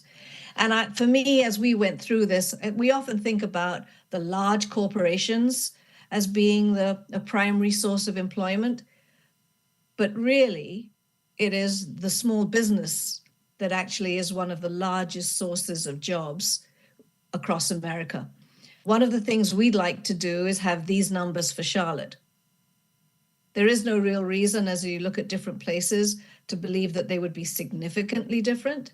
So the assumption would still say the same, but it would be very useful to know what are the numbers for jobs through small businesses in Charlotte, so that we can make sure that we're really putting in the focus in the right areas. The next slide, if you could move to the next slide, talks about small business owners. And I think this is an area where there are a number of folks in Charlotte who have put an emphasis on this, with a number of inputs on information as well as access to capital that have been done in this space. And it's still very important, with 78% of firms having less than 10 employees. What can we do to make sure that there is a good success ratio for these businesses? Because often there are a number of them who fail before the first year. So if we could move to the next. So our goals that we've been working on in 2024 and will continue through 2025 are to have effective sharing of information with the small business community, and some of our members have a specific focus on that. And the second is actions to better connect Charlotte small businesses to job seekers. These are broad goals, but they're really relevant for both the segments we talked about earlier, for the very small businesses who are looking for employees and perhaps cannot get employees that are right for them at this stage, as well as for, as we talked about, the less than 500 who are looking for to employ folks, but perhaps may not have people with the right skills, whether it's the soft skills, whether they're looking for estimators, whether they're looking for folks in different lines of software, etc., but perhaps don't have the skills. And rather than have them look outside Charlotte to bring folks in, why not look at creating those jobs for folks within Charlotte? Our hypothesis is that while both of these are relevant goals, they might require slightly different execution and actions based on whether you are less than 10 employees or whether you are less than 500. Madam Chairman, you have 8 minutes. I don't want you to miss the act, so. Nope, I got another. Don't worry, I'll get there for sure. Let's go to the next one. So these are the specific goals within the items, because as I said, we're a volunteer group. So what we're doing is looking at things that we think we've got line of sight with some support to achieving. And the first is explore centralized online and in-person resource hubs. There are a number of hubs and platforms that are being constructed across Charlotte.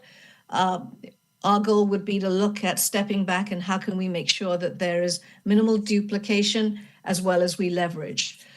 We've also looked at, as we talked about with our shared, with our spheres of influence, establishing a BAC LinkedIn group, making sure that's sustainable. One of our asks is looking at that, a communication resource to do that. And then the UDO, embedding ourselves and making sure that as some of the stories we're hearing around small businesses applying within the UDO, making sure that those small businesses, those stories are coming to the surface and navigating them to the right source for resolution. On the actions to better connect small business, there's been work done on creating a journey map for job seekers and a separate one done with a journey map for small business employers. Our goal would be to connect those two and really understand the pain points and gain points that could help really promote better connections between employers and job seekers for Charlotte. And then, of course, looking at that across the two different segments that we talked about. If we could go to the next page. Okay, so here's the ask, which is we really are a resource for the Jobs and Economic Development Committee. And this is the first formal time that we are actually presenting to you. And again, we thank you for the time. We'd really like to know that are these areas that we're working on that we've identified, are they areas that you would like to explore and invest in 2025? And because what we're talking about is still very broad, we have a request for resources to further frame and quantify these opportunities for Charlotte, as well as get a little more meat on the bone for the actions and the potential impact. So we're asking for time with the Jobs and Economic Development Committee and staff. A quarterly meeting would be ideal as we move things forward. A budget for analytic resources, whether that's somebody who is within the staff, a resource that gets allocated, or if it's somebody that we could bring on for a small amount, probably less than $5,000, to look at some of the analytics, which is richly available. And then a communication resource to support the BAC LinkedIn page, because that's where we'd really like to start reaching out to, starting with our spheres of influence, but creating that bridge and that connection to small businesses in Charlotte, and starting the conversation so that as projects come up, we're in a position to really get information beyond what's available to us today. And with that, I'll stop. Madam Chairman, I want to thank you for your presentation, and also want to thank you for inviting me to sit with you, I guess 2 weeks ago at your committee meeting. Please tell your committee members that we have received your report this morning. I would ask Ms. Dodson to take the axe and kind of massage it internally and give me some feedback based on what's before us. And then at our next committee meeting, or even informally, I'll have a conversation with members of the committee in terms of making sure that we have the proper alignment. Ms. Dodson? Yeah, no, I just wanted to add, appreciate this information and the feedback to the committee, but we also are about to finalize a small business strategic plan. And so this is a piece of something bigger that we intend on talking to you all about in the first couple of months of the year, as we then go into what we know is going to be a difficult budget year in addition to that, but how all the pieces can fit together so that we make sure that the resources that we have are delivering the biggest bang for the buck. So these are great recommendations. We'll figure out how things work into the larger strategic plan as well as our budget looking into next year. I concur with you. I think there's a lot of parallel runways that we can merge to make sure that they get the support that they need, that's consistent with what we're currently doing internally. Mr. Driggs, and we got like 3 minutes, and Mr. Understood, Mitchell. understood. So I think the goals look good to me. The only thing I would say is I assume that actions to better connect Charlotte small biz to job seekers is aligned with Ms. Frazier's effort and our workforce development activity. Yeah, there's a lot of synergy. We just need to connect the dots. Okay? Mr. Mitchell. Yeah, thank you, Mr. Chair. That was only, Madam Chair, great presentation. Only thing I was going to raise, we hear a lot of small business talking about workforce development, and have you all had a deeper dive in how does that look or a strategy? But I agree with the chair. It could be a parallel activity for all of us as we talking about providing synergy between what you're all doing and what we're trying to accomplish as council. So thank you. Mr. McCarty, and then I'll give you the last word, and then we'll adjourn. Mr. McCarty. Yeah, I just echo great work. I spent 20 years ago, many years on the BAC. It was one of my favorite experiences. So I know what you guys do, and we all greatly appreciate it here. Just a couple quick comments. One, we have had at some point some pretty decent data on Charlotte small businesses. I used it. It's been a couple of years, but I don't know that needs to be a complete start over. And I think that might lead you to find that I think 500 and under might be a bit large, especially for Charlotte. Our companies with 500 people or 400 people have very different challenges and needs than those that are in the 50s and up to 100 range. So I think you might want to consider bringing that down a bit to have a focus that's actually achievable for some outcomes. And then being on that committee for many years, I'd just say we as council members can't even, individually get staff to do over a certain amount of work for us. We have to have that alignment. So, no offense given or taken, just saying. I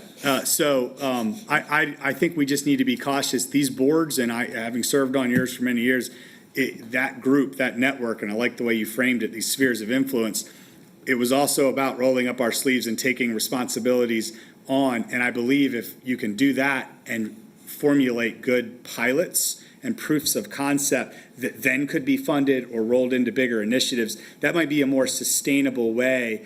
So you have more of that control rather than trying to toss things over the fence at very limited staff resources. Thank you, Mr. Carr. Ms. Milano, your last words. Thank you so much, Mr. Chairman. And actually, I won't belabor the point. He said some of what I wanted to say. The word invest is on there, right? So that needs to be a strategic, specific ask that needs to have some more, information surrounding it before we, take it on as a committee. But a great job. I like some of the suggestions. As a small business owner in Charlotte, I know, some of these pain points personally, so it matters. And lastly, I'll also say I see Nate Hogan on here. And Nate Hogan actually leads the Alliance Foundation. He is a masterful resource. So in addition to the resources that we have from the city of Charlotte, within that committee, there's already an outstanding resource from the private sector with, representing what the private sector has and some of those investments that could work in alignment with some of these suggestions. So that's all I'll add, but thank you so much, Mr. Chairman, and I'm done. Thank you. And a lot of the acts is already embedded in many of the work that's currently being done or will be done. Yeah. And so I just wanted to make sure that we acknowledge the work that they've done. Doesn't make any sense to have an advisory committee if you don't listen to them as well, right? And so I think that's appropriate. Thank you for your presentation. Can I get a motion to adjourn? So moved. Yeah. Let's go home. Let's go. Bye-bye.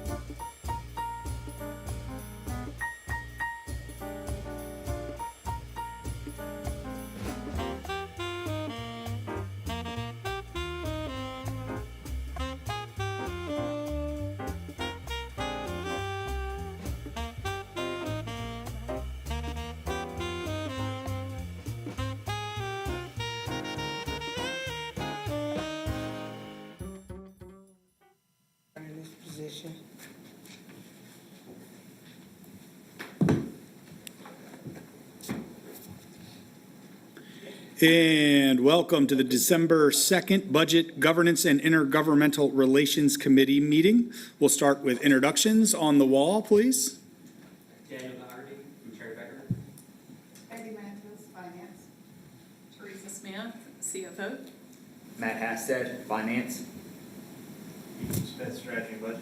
Marie Harris, Strategy and Budget. Nan Peterson, Plan. And around the table, please. Marcus Jones, City Manager. Sean Heath, Assistant City Manager. Good afternoon. Tijuana Brown, Charlotte City Council, District 3. Tarek Bakari, serving as Vice Chair. James Mitchell, Committee Member. And Councilmember Mayfield is on the way. Cherry Smith, Strategy and Budget. John Lewis, Strategy and Budget. Is anyone online? Excellent. So we've got 3 topics today: an overview of the upcoming annual strategy meeting by the manager himself, the annual audit report, and then finally, the final touch point before it goes to full council for adoption, the legislative agendas. Everyone will have the traditional 30 seconds of commentary time. And with that, welcome. We have in front of you today is a council annual strategy session.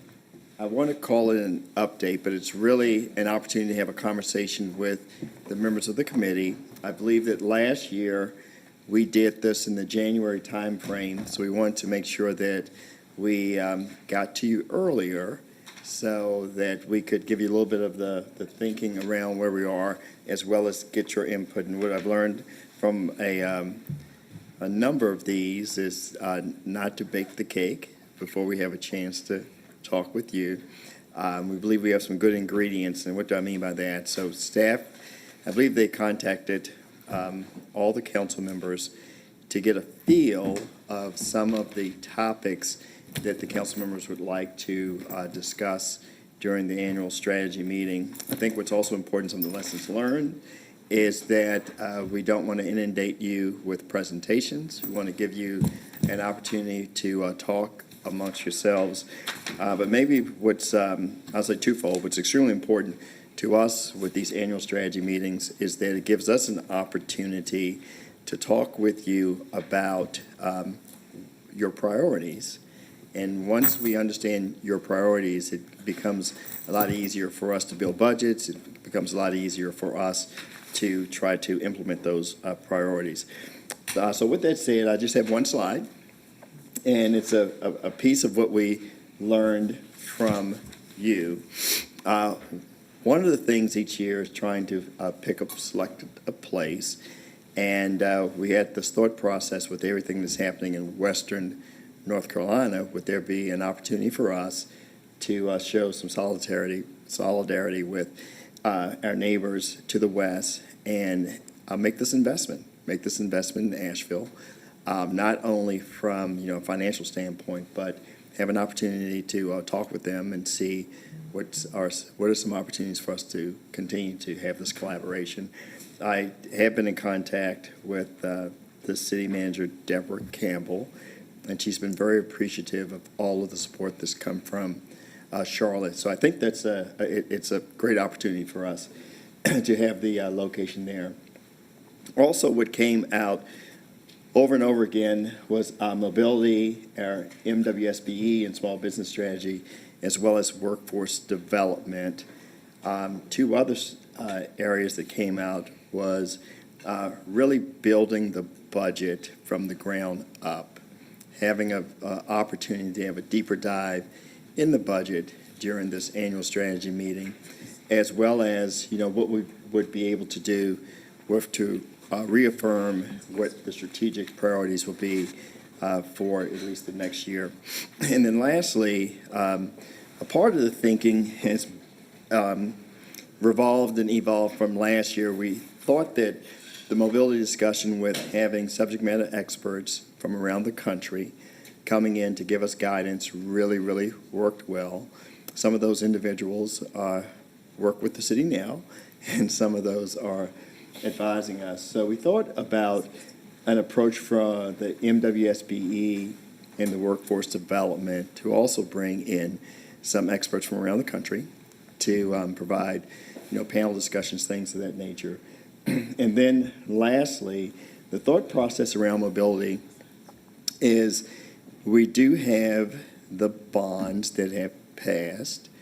We do have more money allocated to transportation than we've had in the past.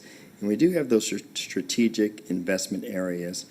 And many times the council have said, well, there's $55 million, but what does that mean?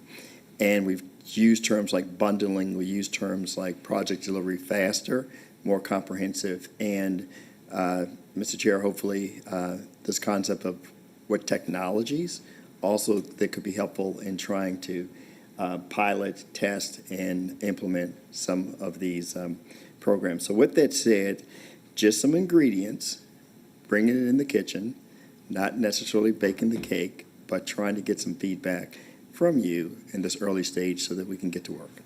Questions or feedback for the manager? Mrs. Mayfield and Mr. Mitchell. Thank you, Vice Chair. Thank you, Mr. Manager, for this update, and I definitely agree, which I shared previously, that I think it's a good idea for us to support our neighbor in Asheville with everything they're going through. I have a question regarding some of the speakers. I want to make sure that we're bringing in individuals from other cities or that have worked with other council manager form of governments. Sometimes we have speakers in and they have some great ideas or recommendations, or they have some really great projects that they were able to lead, but they are not under the form of government that we have. And keeping in mind what is happening in the state of North Carolina, including as of today, the fact that you have some members looking to recall all the elections. So when we're thinking about how we're attempting to move forward, it would be helpful, again, having individuals that are from other council manager forms of government. And really will be helpful having forms of government where the majority party is not necessarily reflective of the majority of the local party representation, with some suggestions on and ideas on how we move forward with identifying some opportunities as we continue to grow. I am happy to hear that some of the things, some of the topics, I don't know if the mayor's identified a committee yet. I didn't hear you mention that, that we have we have a committee that's going to be working on the topics. So we're thinking about the mobility, how are we connecting people from point A to point B? I mentioned in the TAP meeting earlier today, we have the technology. We have invested a lot in technology. We have AI and other sources. The question is, are we using that technology to help direct us? So looking specifically at CATS, we have the map. If we know vehicle A is going this route, we should be looking at vehicle B, C, D, and E. When do they connect? And if we have vehicles that are leaving on the exact same time schedule, then we know that that's clearly a disconnect.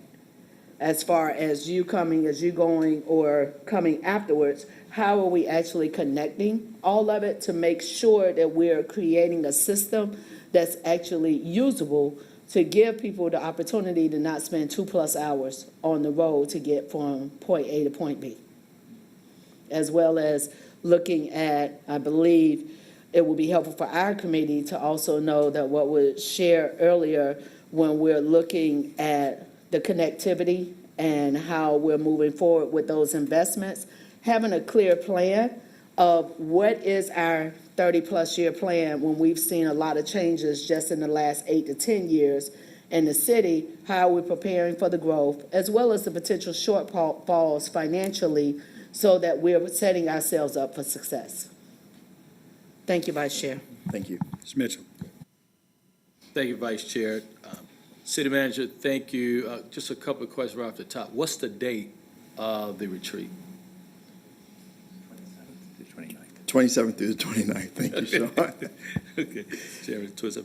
And then on the other topics, I think it fits good with the FY26 budget. I think it would be good if we can kind of be proactive when you think of the new administration that is coming in, and if there's any impact on our federal dollars, that we have some kind of conversation to identify those areas that we could see a reduction. And I think that would help us as we talk about priorities in a budget assessment. Okay. Thank you, Vice Chair. That's all. Ms. Brown, do you have anything? I've got a lot of stuff. Excellent, you're up. How dare you? Move on, I come back and go to something. Okay, then I'll go, I guess, very quickly. I applaud the Asheville touch point. I think one of the things I've learned is Asheville, while deeply impacted, has also received a large portion of the visibility into the issue. And there are a lot of even smaller areas in the surrounding area that are still impacted. If there's an opportunity, the logistics might be too much for this, but if there's an opportunity for us to take a trip out into a couple of the smaller areas that really get none of that visibility, but are really struggling right now, I think it would just be important for us to see as we help, but it's also, considering our surroundings relevant to our own decision-making, because we're reached when our constituents would see us going to do the one time of year where we really kind of get into the weeds. I think that would be really important, and it is the one time of year where we have brainstorm and pull out a whiteboard and do stuff like that. So the inputs that we're getting in the series of meetings might be relevant for us to then decide what we might do with them there. That makes a lot of sense. So, if I understand what you're saying. Strategy now that I've been in for a year. I also very excited about Asheville. Did not like that place that we was in. I thought it was hunted by some people or something. Very, very, very lonely up there. So I'm glad that we chose to go to Asheville. I definitely would like to see more hands-on and input from us as a council, meaning not have the agenda ready for us when we get there, but more of an input for us and what we think the layout should be as a whole for what our schedule will be for the upcoming year. I would like just to hear from us so much. We had a great bit of knowledge that came, information that came from people and staff, but I think since we are the policymakers, that our ideas should be centered around our ideas. And I think we should find a way to try to do that. If we need to send some information beforehand, before we arrive, so that we could share what our agenda would look like or how it needs to be, especially since going and being there last year in Winston-Salem was my first time. It was overwhelming. It was a lot, but there was not a lot of input from council. There was a lot of information that came to council, but there was not a lot of information that council put in. We were given the information, given the topics, we discussed the agenda, and we inputted as we went along. I think that the flow should be that we carry the bulk of it, and then maybe people can add in. That's my opinion. Ms. Mayfield, do you have another one? Thank you, Vice Chair. Mr. Manager, I agree with my colleagues, and I think you and I had the conversation, but just so that we have transparency in it, I think it would be great to set the stage at the very beginning as far as our roles, the responsibility of this board, utilizing the language of the School of Government and under the rules for which we apply. I also have shared that even though it's not referred to committee, I would love for committee to look at language regarding our closed session meetings and how we move forward as a body and understanding truly the importance of closed session meetings and the potential impact, as well as, unfortunately, I was not able to make it last Monday, but I had one of the questions regarding some funding that I believe was approved by council. We know we need some additional resources out of our fire training facility. And we know, like you know, for a year, I've been working on one thing, which was a new forklift, and then learn later on in the game that that's like $100,000 forklift that we need.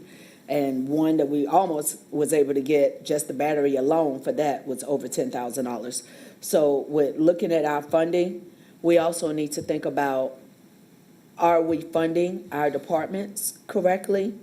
mainly, I'm looking at both fire and police. Police gets a good bulk of funding, but when we look at our training facility, we still have individuals that are going to Gastonia College for training when we could have a world-class facility here as we continue to grow, and making sure that we have the financial commitments on the front end, at least know what those numbers are as we're going into the 26 budget cycle.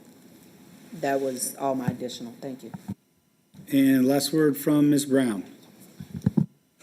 Thank you so much. I was a little distracted. I do apologize for that. So please, respectfully, I was trying to get something taken care of on my computer, but I wanted to go back with the overview of the strategy in the meeting.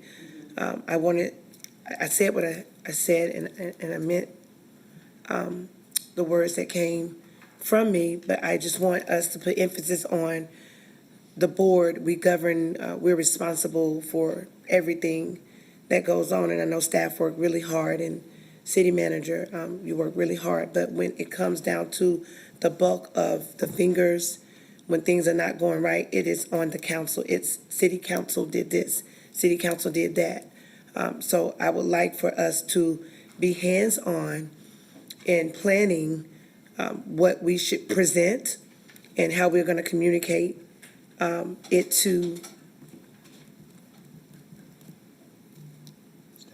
Yes, thank you. Thank you for helping me communicate it to staff. And that way, we cannot say we didn't know or we didn't have anything to do with it. I would like to see the policymakers be a priority. That's what I'm trying to say. Maybe my words are not coming out the way they need to. I'm exhausted, I'm tired, but I would like to see the policymakers at the table in the beginning, setting the tone for how the year will flow. And if we could do that, then I think we will start off on a good foot and a good note, and that will set the tone for the rest of our year. So thank you. Thank you. Absolutely. Yes, Mr. Jones, final words? Yes, so thank you. This is very helpful. I did leave out one piece. The facilitator from last year will be contacting each one of you for a 30-minute discussion. And I think some of the things, Councilmember Brown, that you just mentioned will start to come out in those discussions and would be a part of a session. And what I'm hearing, you'd like that to be very early in the process in terms of the annual strategy meeting. Yes, sir. Well, we're in December now, so it's not really that early. We're about 60 days out, or because it's the end of January, correct? Or no, I meant early in the 3-day conversation. Oh, early in the 3-day conversation, yes. And so are we going with the same consultant that we had last year? Yes. And who decided that? We don't have the consultant under contract, and if that's something that the council would like to pivot away from the consultant, we can talk about that also. No, I'm not, I don't have a problem one way or the other. I just wanted to know the process. Yeah, so typically we get a facilitator, and it's staff that pulls in the facilitator. And we thought that last year's facilitator, some of the feedback that it went well. So we just thought that it would be good to have the consistency with last year's facilitator. I don't have a problem with that. I just wanted to know the process, or if there was somebody else looking to come in, or how we went about selecting the person. But she was very thorough. She did a great job. I don't have a problem with that. Of course, it's not my decision by myself, but I don't have a problem with the way she conducted and facilitated. Okay, great. Thank you for that update. We will move on to item number 2, the FY24 annual audit report. Just information and discussion only. No vote is necessary, and I'll hand it over to CFO Teresa Smith.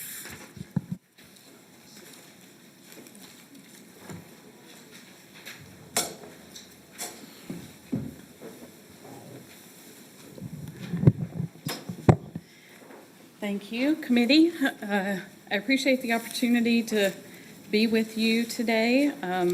Again, I have with me Betty Matos, who is our chief accountant. I also have Daniel Goggerty, who is a director with Cherry Beckert, and Dan is going to take the bulk of the presentation. But before we get started, just wanted to say a couple of words that, one of our strategic priorities is around well-managed government and maintaining the AAA credit rating. And one of the ways that we do that is timely preparation of our financial statements and then having those statements audited. Betty and her team in financial reporting, they're responsible for preparing accurate, complete, and fairly presented financial statements in accordance with generally accepted accounting principles. And Dan and his team at Cherry Beckert, they're responsible for auditing those statements. North Carolina general statutes require that we have an annual external audit, and then the Local Government Commission requires that the results of that audit are presented timely to the board, and so that's why we are here today. And with that, I'm going to turn it over to Dan. Okay. Well, thank you again for having me here this year again, and it's always a good thing to be able to talk with someone in front of those in governance about the audit results so that you can hear from our mouth what this 200-plus page document really means to you all. And you can go straight to the next slide here. We have just our client service team. I always like to just recognize our team members as well as part of this audit process. Myself as the audit director, April Adams was the second reviewer. Richard Hart is the senior manager, has been on this for the last 3 years, I believe. And then Jason McDaniel started out as an associate, and he's moved up into the senior role on this engagement. And then Rachel Combs was a new addition to this engagement team from the previous year. So as Teresa mentioned, we perform our audit in accordance with generally accepted auditing principles. We also perform our audit in accordance with government auditing standards. That's all in which to provide an opinion, reasonable assurance that the financial statements are fairly stated in accordance with generally accepted accounting principles. We also provide an audit related to your federal and state awards, and so we look at those on a rotational basis based on the standard requirements.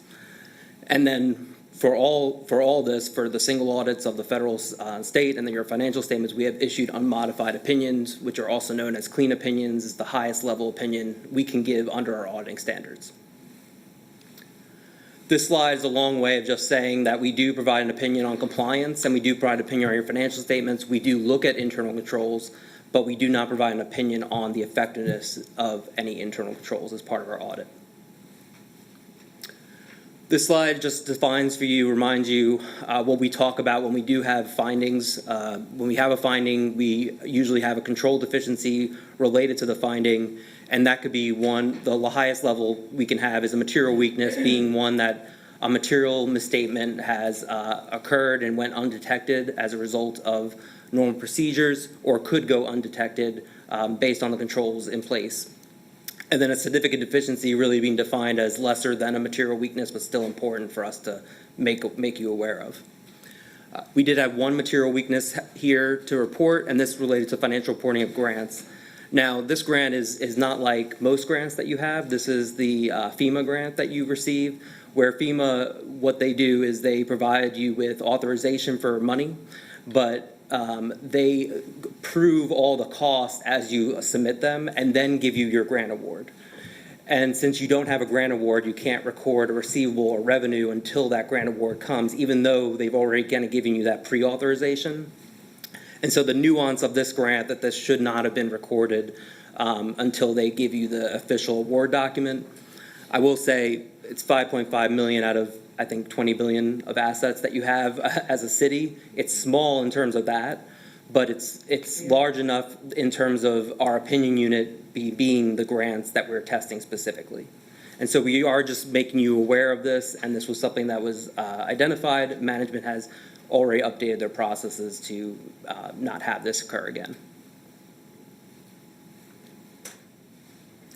Go to the next slide here. This corrected misstatement, so any journal entries that we propose, it has to do with the FEMA, that we did this journal entry to restate the financial statements to remove the receivable.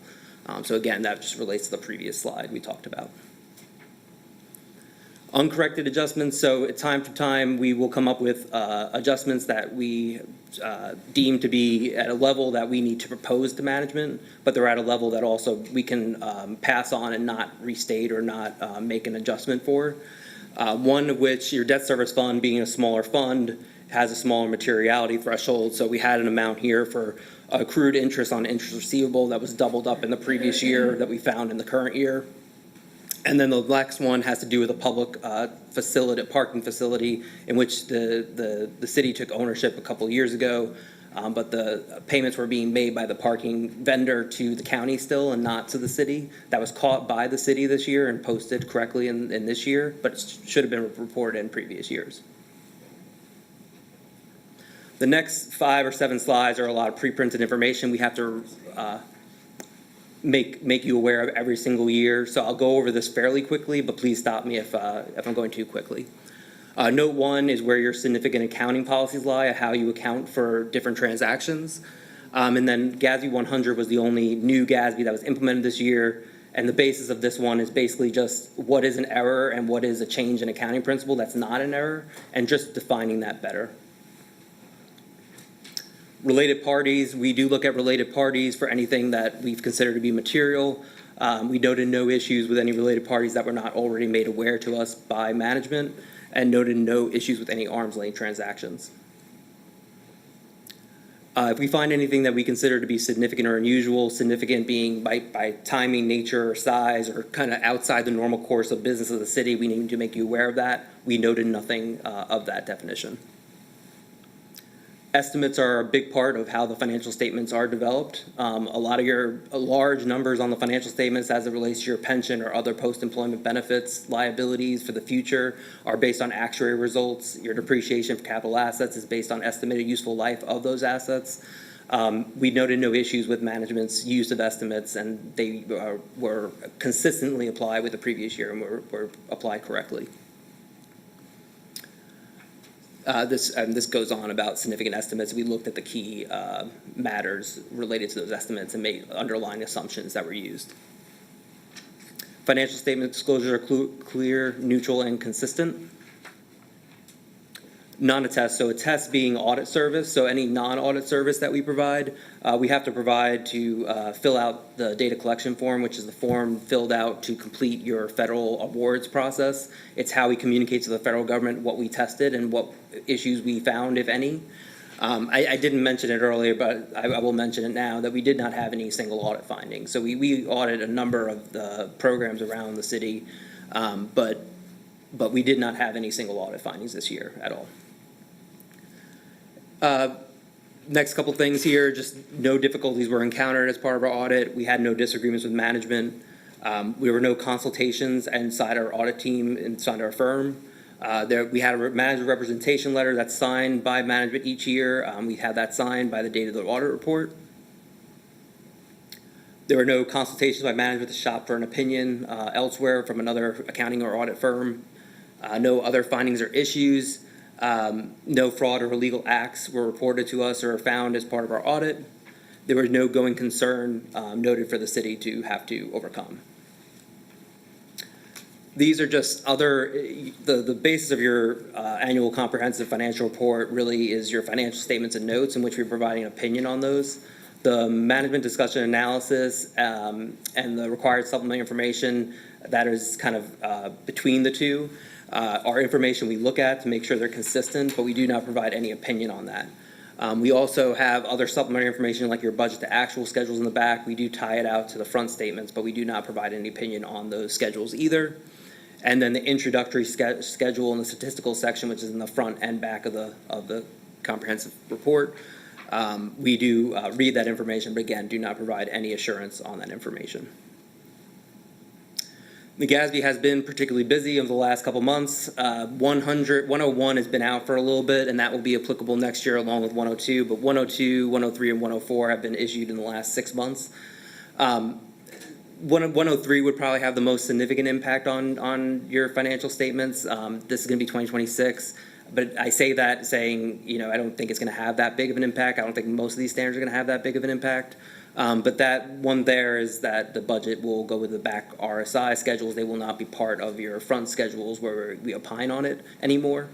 And then some other just cosmetic changes to how the management discussion analysis is presented. And when there's amendments to the budget, those need to be explained in the notes as well going forward. One other thing, the local government commission at the state level has us look at is they fill out a form with your financial data and come up with some financial performance indicators. None of the indicators were indicators of concern, so we don't need to present each one of those for you. But biggest thing here is that you had no indicators. You submitted your audit within 5 months of the fiscal year end. Your fund balance for general fund is positive. Your budgeted your actual tax collected came in above what was budgeted. You have an effective pre-audit process to make sure that you're spending money that you have and not spending it before you have the money available. No late debt service payments, no debt covenant issues, no statutory violations with North Carolina general statutes. And the one finding we did have, you do need to report to the local government commission, which we'll have a letter for you here to sign regarding the corrective action plan that you were a part of that conversation. So I'll hand it off here. If anyone in council members have any questions for me, I'm happy to answer. Okay, questions or comments from the committee? So I do. Ms. Brown? Thank you so much. Can we go back to slide 4, please?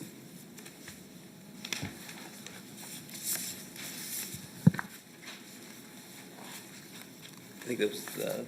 It's the internal control communication and the corrected and uncorrected misstatements. Sure. All right, thank you so much. So if we go down to the material weaknesses, I want to understand, or better understand, the city had recorded a receivable of $5,564,000 related to the grant award had not been formally issued related to an award from the Federal Emergency Management Agency. What exactly does that mean?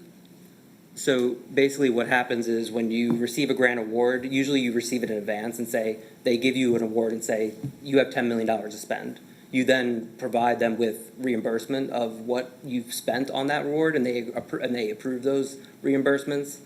In this case, they did not, in FEMA, and this is how FEMA works for everyone across the United States, is they will say, we're thinking about giving you $5 million. You then have to show them all the backup support, checks cut, everything that you've paid for that you believe is allowable. They have to look through that in a detailed review, and then they will approve it and then give you the grant award. And so since you don't have a grant award, you can't have a receivable, even though you've incurred those expenditures. What ends up happening is you end up with a deficit fund balance because you have expenditures but no revenue. Right. But that's okay, because that's the way this process works, and you guys understand that is going to take time for them to administratively go through, approve all those expenditures, and then give you the grant award. Okay, no problem. So I just want to understand that. So it's called material weaknesses for that reason? So it's material weakness because the dollar value is material to the financial statements on that particular fund. We give an opinion on you as the city as a whole, but we also give an opinion on you individual fund level. Okay. And there's a fund that has a smaller materiality, and therefore that's why the 5 million rose to a material weakness. If this had been recorded in your general fund, for instance, it probably would not be considered a material weakness because the general fund's materiality is greater than that. Great explanation, and thanks for explaining. Thank you. Didn't understand it and didn't want to act like I did. No. Didn't want to move forward, so I'm clear. No. Now, If you have thank any you other so further much. questions, please. No, that's the only one I had a check mark on. Other questions? What is, without getting too much into the weeds, the current status of that 5.5 million? Is it planned to be drawn down with credible expenses? Is it, where are we at in the cycle of now that this is obviously a financial statement correction, but what's the tactical implication? So we are still working with FEMA right now. The last communication we had with them was several months ago, but we are still sort of on top of that. It has been a very long back and forth conversation, and as Dan mentioned, of us submitting all the documentation, and FEMA asks questions, and then we go through cycles back and forth, but it is still an open item with FEMA right now. And does this net us out in any more unbalanced way, in any angle of the CAFR, or any aspects that we report out than the last time we saw it, or anything like that? So what you will see, as Dan mentioned, you will run a deficit fund balance. So you will see in this fund that there is a deficit fund balance until we receive that money. So our belief is that that money will ultimately flow into the coffers, it's just not yet. Okay. Yes, ma'am. No, you just Okay. took it where I needed it to go, so thank you. All right, with that, great work. Box checked again this year. Thank you. Thank you so much. Thank you. And we'll move on to our third and final agenda item, federal and state legislative agendas. We had a briefing and some comments around the dais in our last business meeting, and now this is the last stop of the committee before we bring it back for vote. So we have to vote on this today to bring and advance whatever we discuss to full council on December 9th. And with that, we'll hand it to Dana Fenton. Thank you, Mr. Chairman and committee members. For the record, I'm Dana Fenton, the city's intergovernmental relations manager, and pleased to be here today to we have had a couple of suggestions from last week's action review. And by the way, I thought last week's presentation overall went very well. Great questions, and just like the last two meetings of this committee in October and November.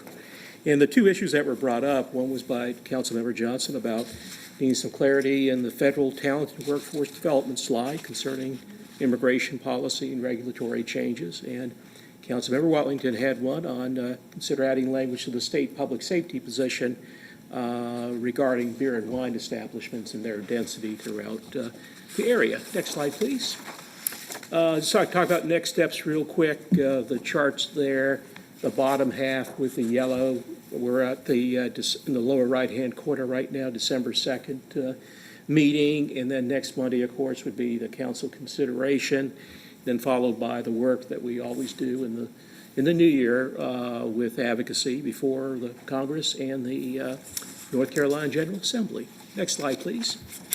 On that first item on the talent and workforce development, what Councilmember Johnson brought up, the phrase immigration policy and regulatory changes seem very, very flexible.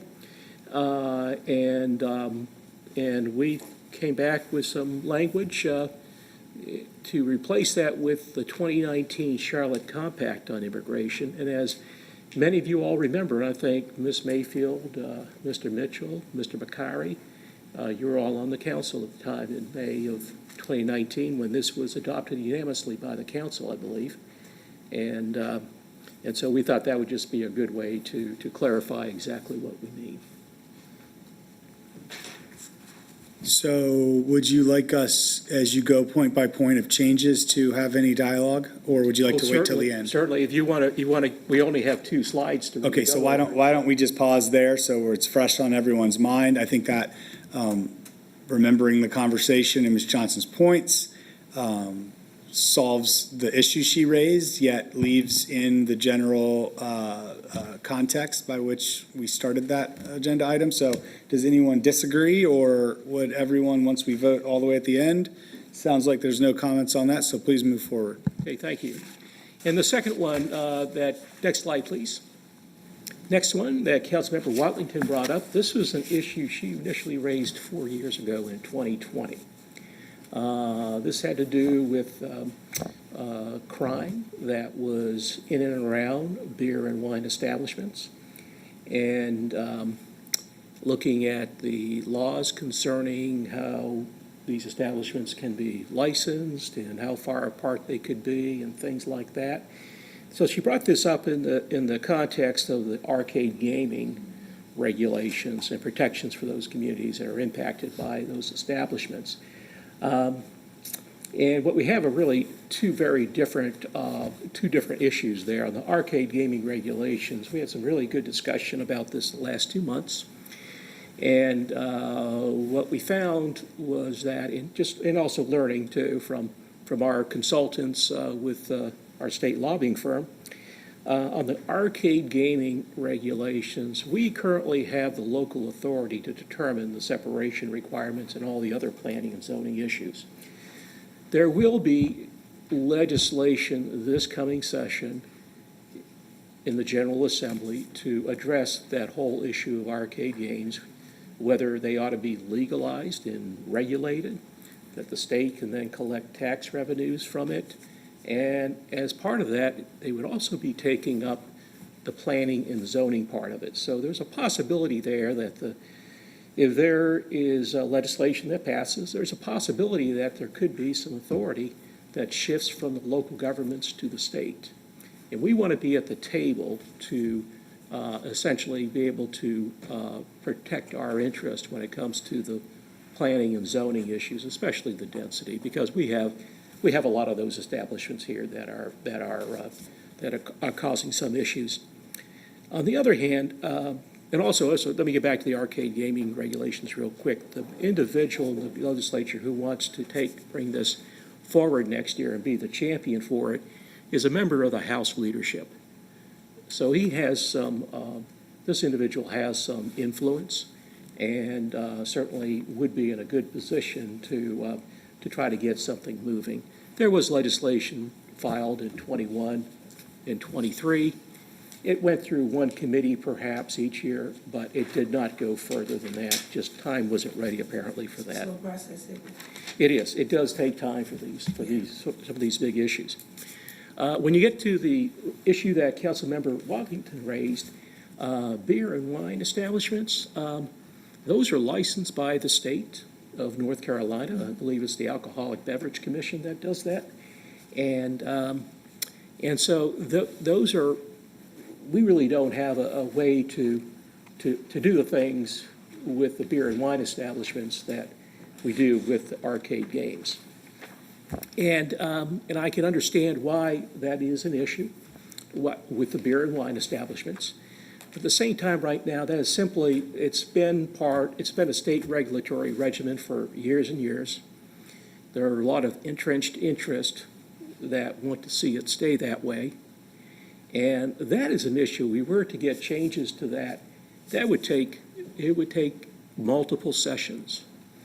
And I think for that reason, before going forward on something like that, you really need to have unanimity with the city council before doing that. And accordingly, what we would recommend is that it not be included in the upcoming legislative agenda, and that perhaps this be brought up as a discussion for next month's strategy session. That'll be held, that Mr. Jones was talking about earlier. Yeah, so I'll just recap real quick. On the arcade front, if nothing changes, we still have the ability to enforce and do things to a known problem area. And if something does change, it will create more control around what can happen, and we still have the level of zoning and police ordinance oversight. So box checked on that one. I would agree with you personally on that. When you get into the beer and wine, state ABC legislation, that stuff is very big and complex. I like the fact that it's specific. More of our legislative agenda items should be like that. But I also agree this is a big one that is probably very complex and would make, it can't be something we just kind of throw out there. We have to really delve into it in a strategy session. So it would be my belief, we'll go around the committee to see if anyone wants to do anything differently, but to follow staff's recommendation here, and then maybe as a follow-up propose to the manager to include some aspect of this into our broader January retreat session. But with that, I'll let you guys all comment if you'd like to, or yes, ma'am. So, Vice Chair Bakari, also, if I'm hearing correctly, for this particular item, we are asking for action. So I would like to submit a motion for us to accept the presentation as written with the recommendation that is stated for the 2025 state legislative agenda. On both sides? On both sides. Second. Okay, we have a motion and a second. Any other comments? Yes, sir. The only thing I would add, Allison Craig did an excellent job sending us some feedback about the arcade and the local strength for our ordinance. I think it'd be helpful, maybe we share that with all city council members, we have this discussion, because quite frankly, I totally forgot about some of the policies we have in place related to arcade. I think one thing, it came up because we realized there was a lot of activity at our arcade, and we wanted to be sure how much local strength that we have, and we can make some adjustments. So, Dana, thank you for telling Allison to send it out, but I think that's a good reading for all of us. I think, I agree with you, Mr. Mitchell. That was a very well-done memo, and she did a lot of work, she and her staff did a lot of work with other departments to help get that assembled, compiled. Ms. Brown? Thank you, Vice Chair Bakari. I just want to say, I definitely agree with my colleagues and their second on the motion. There's a third there, but for you, Mr. Vinton, I want to say thank you for hanging around, because this work is extensive, it's hard, and it takes a dedicated person that's very knowledgeable, and I'd like to see, very concerned who will come in behind you, because you do such a good job, and I just wanted to state that for the record, because I don't know if I'll be here after you either, but I appreciate all the work that you're doing and that you brought as I've been around you with this information, coming from Raleigh and meeting and standing in for us and making sure we know what the agenda looks like. So I just wanted to commend you for that. Thank you, Ms. Brown. I appreciate that. Agreed, and I will say that before I call the vote here, this feels like good work by staff offline to make sure that everyone's comments were heard, real thought was put into it, and we can promote out of this committee something that contemplates all of that, yet puts us on a track of hopefully a reasonable outcome here to make stuff happen. So with that, as long as there's no other comments or questions, I will call the question. All those in favor? All those opposed? Unanimous? Good job. That marks the end of the budget, government, and intergovernance and intergovernmental Motion to relations. close. Hey, So moved. all in favor? Aye. Done. Way to go with Very doing good. this. Very good, very good. Yes, sir. They do it.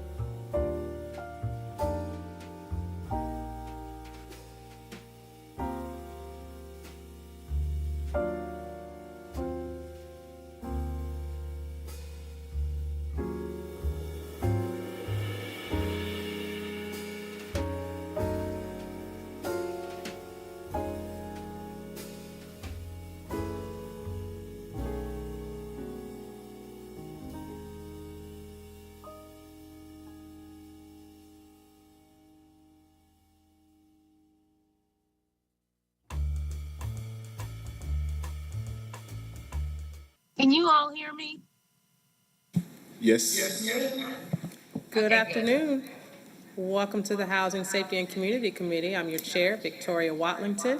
I am joined by my committee members and staff. We'll start off our agenda with introductions, and then we'll jump into our single agenda item, which is our 2024 committee year in review. We've done a good bit of work over this year, and so we want to take a moment to reflect and think about where we'd like to go as we start to set our sights on our retreat in 2025. So with that, I'll turn it over to my vice chair to introduce herself. LaWanna Mayfield, committee vice chair. Tijuana Brown, committee members. Sean Heath, City Manager's Office. Rebecca Hefner, Housing and Neighborhood Services. Janine Simmons, Housing and Neighborhood Services. Harold Thompson, Housing and Neighborhood Services. Gail Whitcomb, Housing and Neighborhood Services. And online, committee members? Renee Johnson, committee member. And if we don't have any other guests online, I will turn it right on over to ACM Heath to kick us off.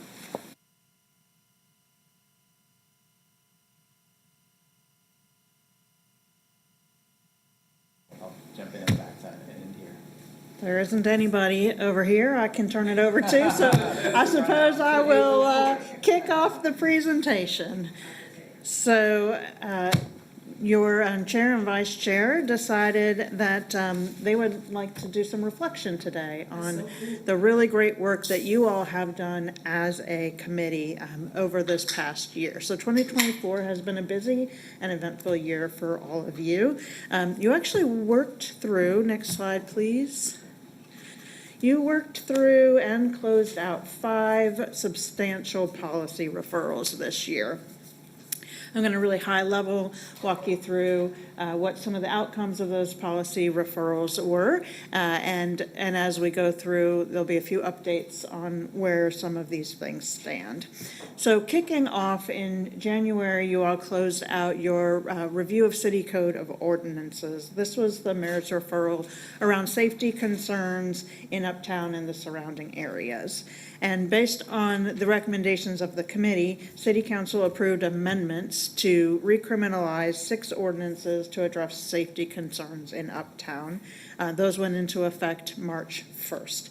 But as you all usually do, you did not look at this issue in isolation. You really thought through this in a more holistic lens. And in addition to the amended ordinances, as a committee, you also recommended a series of non-enforcement strategies that would improve quality of life for the unhoused residents in Uptown. So coming out of those recommendations, the city invested in a new street outreach team uptown, led by Hearts for the Invisible.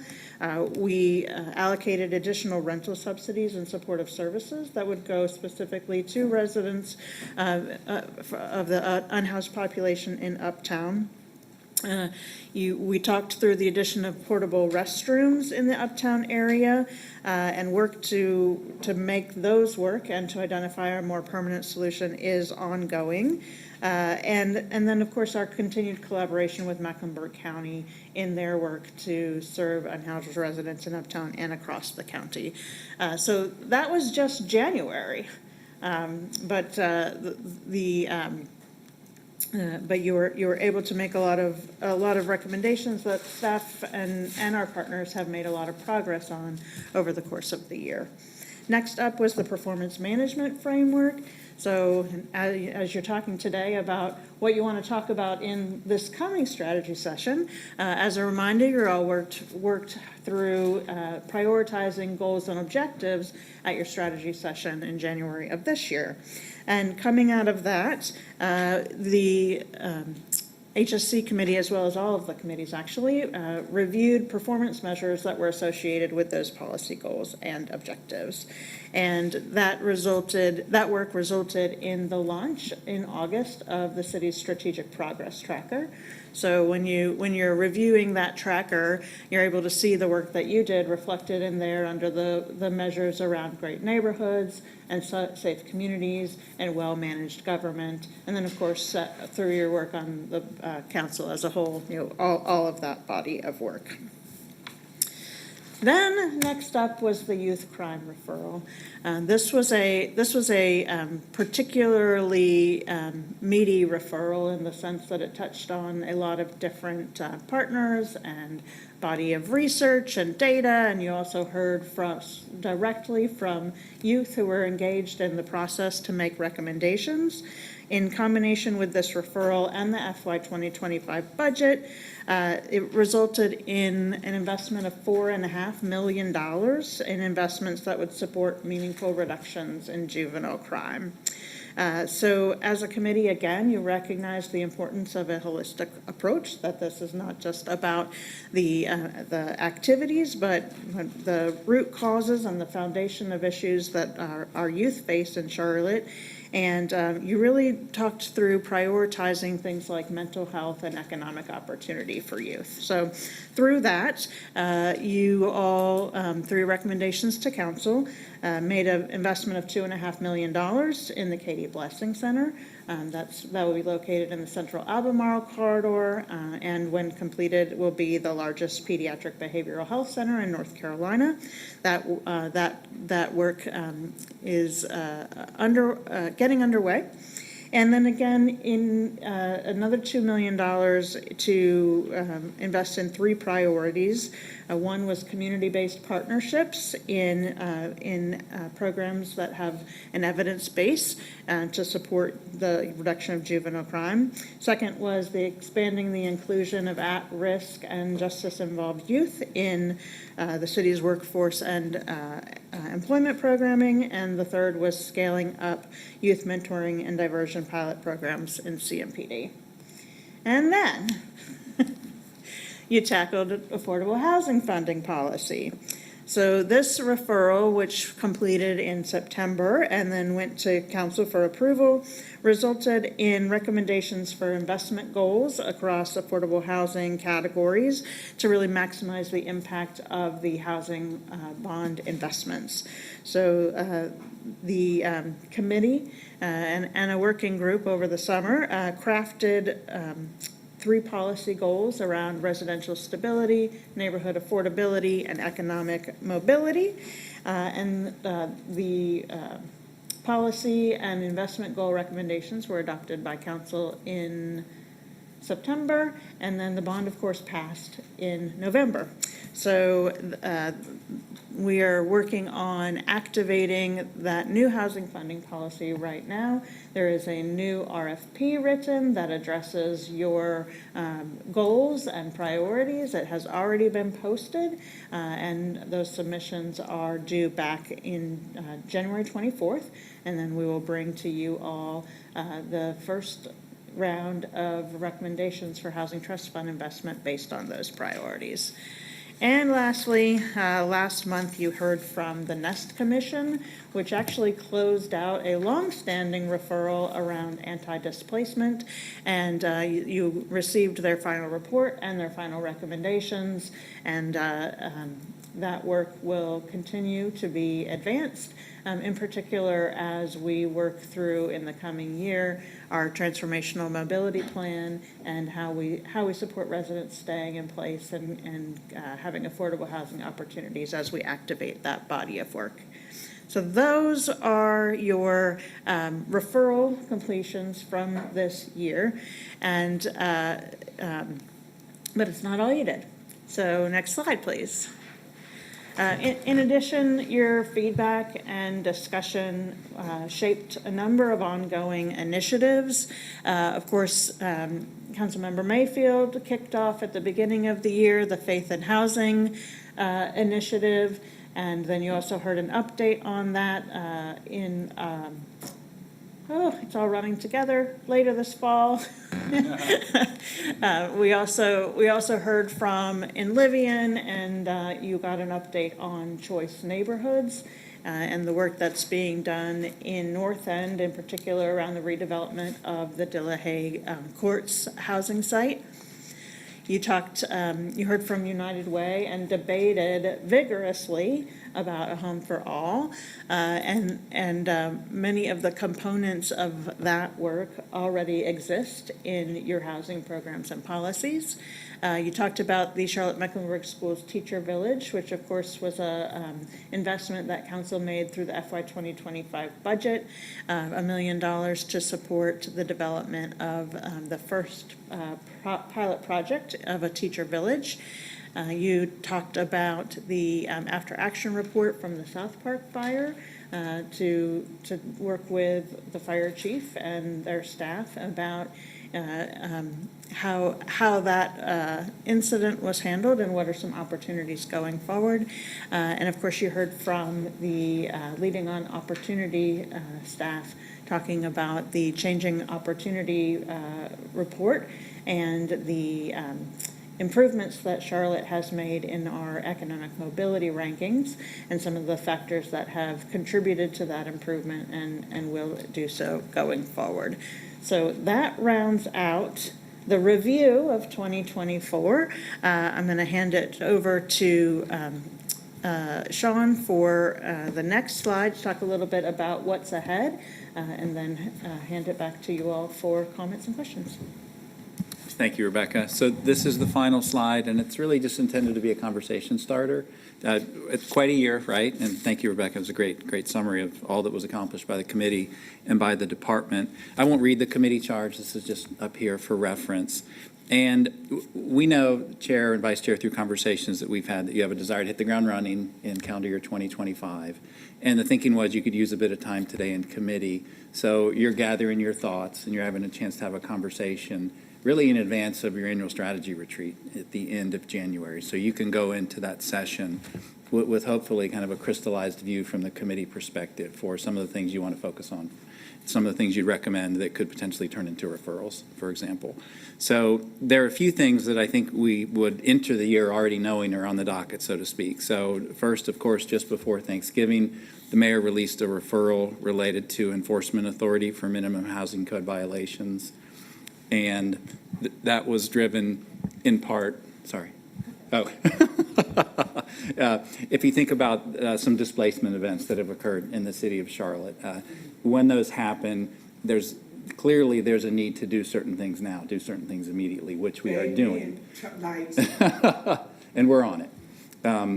Of equal importance is how do we think about around the bend? And, are there things that we could do to leverage our existing authority differently and or have new authority tools placed in the toolbox? And that's the sort of thing that the referral calls for staff to support you, the committee, in an evaluation of. So that was just before Thanksgiving. We're not here today to really discuss that in any detail at all, but we'll be working closely with the city attorney's office this month in order to be ready to start that conversation in a meaningful way at your January committee meeting. Moving on to public safety, of course, that falls under the committee charge. Here, the city manager introduced his approach to having a bit of dosage related to public safety built into the business meetings, either through the city manager's report or through an action or review conversation. I think he laid that out last week, so I won't cover that same ground here, but obviously that will be an opportunity to have multiple touch points on public safety related topics before your annual strategy retreat, where, of course, as you're setting and affirming priorities, there'll be an opportunity for you to underscore things related to public safety that you have a strong desire to focus on in 2025. Number 3 here on the list, I think, reflecting on some of the comments that Rebecca made, 2024, you could argue, is a very transformational year, certainly for the city of Charlotte, right? I mean, now you've doubled the bond once again. Here we go from 50 to 100 million. But as the committee has discussed previously, it's not about doing 2 times the same things we've done before, but it's about reimagining how this money is put to work in the community, which was really what you did through the policy referral and the framing around what value looks like for you as you think about how to put that $100 million to work. So there will certainly be times during the year where we will have an opportunity to bring in conversations. You'll recall a piece of that $100 million is in fact devoted to innovation, was something that you were interested in. So that's the sort of thing where we could have a conversation at the committee level for sure. And then last, just stating the obvious, certainly you and your peers are going to have an opportunity to put a whole bunch of things on the table at your annual strategy meeting in January. So this is not intended to be an all-inclusive list of anything, just really a conversation starter. Chair Watlington, for you and your colleagues to start coming around some ideas that could really be shaped further at the retreat in January. Thank you so much. Wow. I think looking at it all at the end of the year, all I can think is, my goodness, y'all are amazing. I mean, really and truly, there's been a lot of work done. And sometimes when you're in the day-to-day of it, you don't necessarily realize. So kudos to you all, and thank you so much for the work that you've done in supporting us. And to the committee, thank you, ladies, for locking in. And I'm appreciative that we all have a heart for this type of work, and I think it shows with the passion that we bring to it. With that, I just had a couple of questions that I wanted to ask before I open it up to the floor, and they're small, and I don't need the answer right now. I'm just curious on the youth employment program, having opened it up to youth that were at risk and justice involved. I'd just be curious to how many were able to participate. So again, don't need it right now, but that one I think is impactful and timely, so would love to hear about it. Really, now that I look at it, that's my only question. So I will open it up to the floor for comments on the work done to date, and then specifically, as was mentioned, what's on your hearts as we go into next year. Vice Chair? Thank you, Madam Chair. Team, I want to echo my colleague with a huge thank you. You all have done an amazing job. You heard the concerns, you heard the many questions, and I think what we rolled out, especially going back to the summer when we did the over the summer work with myself, Dr. Wallington, and Councilmember Driggs, we were able to come up with some, what I hope to be very transformative decisions moving forward. I want to also know, you mentioned the community tracker. Well, you mentioned the tracker. What I want to know is, how does the community access the tracker? So if we can get that out to council, the link to it, as well as on our Instagram and all of our social media pages, and push that out to let people know that it's out there. Because I think now that we have recommended, and it's been supported by full council, some changes of how we're moving forward with this additional $50 million, that it will be an even greater opportunity to keep the community engaged. And I think also it will be helpful in the beginning of the year if we can get a update on the responses from community, since we did create a survey, and hopefully we got some really good responses from the survey based off of, here are the recommendations that we have as your elected body for how we should invest those funds. I think it would be very helpful for us to hear from the community to see if we're aligned. And if we're not, set up space for us to have real conversations before we start receiving a lot of applications in, and before we know it, the money's gone, making sure we're staying accountable to each other as well as to the community, most importantly. I also want to note that I had the opportunity to attend both of the earlier committee meetings, and in TAP, there was a update from Mr. Cagle regarding cats. I think that's a conversation where our committee also needs to get a report out. So as we're talking about housing, we have seen, including unfortunately last night, another young life that was taken at our rail station, where we're putting a lot of emphasis around housing being developed and built along the TOD. What are the safety measures? I am finally caught up enough to be a part of the conversation, even though my colleague's been there for a long time. How are we using our AI? We are tracking all these numbers. How are we using these numbers to actually track? So the example I gave earlier with cats is, we know the bus routes. But if we have route bus A coming, and we know everywhere it's going, how are we connecting? So by the time you get to bus B, you're actually able to have a connection versus bus A and bus B being on the same time period. So therefore, when bus A arrives, you've missed bus B. We also know where individuals are catching the bus because we're tracking it through CATS when they go into the system. When we look at also the conversation that we started earlier in the year regarding workforce and workforce being more engaged with our committee, when we're looking at employment at the airport. If you live in East Charlotte, that's 2.5 plus hours one way. Well, guess what? If you live in Steel Creek, which is literally around the corner from the airport, it's that same 2.5 hours because of the current system. So when we're talking about opportunities, not only for our young people to get employment, a lot of those young people are going to be on public transportation. So how are we working with CATS and how are we working with the airport? Because that is a major job opportunity out there. We're soon going to be a 24-hour airport where you have employees that need to be there at 3:30 in the morning, that's getting out overnight. Do we have the transportation where they can safely get from point A to point B versus 5 hours in transit? That's time away from family, not being able to be engaged. I think we have the opportunity to start looking at how these pieces connect, because it's not just about access to housing. It is that workforce, who's getting access to jobs, what transportation options are out there for them to get from point A to point B, and how are we making investments that's going to move that conversation forward. And you already know my one piece, which I share with you all the time, Rebecca and Sean and Dr. Watlington. We also need to make sure that we are being equitable when projects, whether they're NOAA projects, are coming up, and looking at our policy language.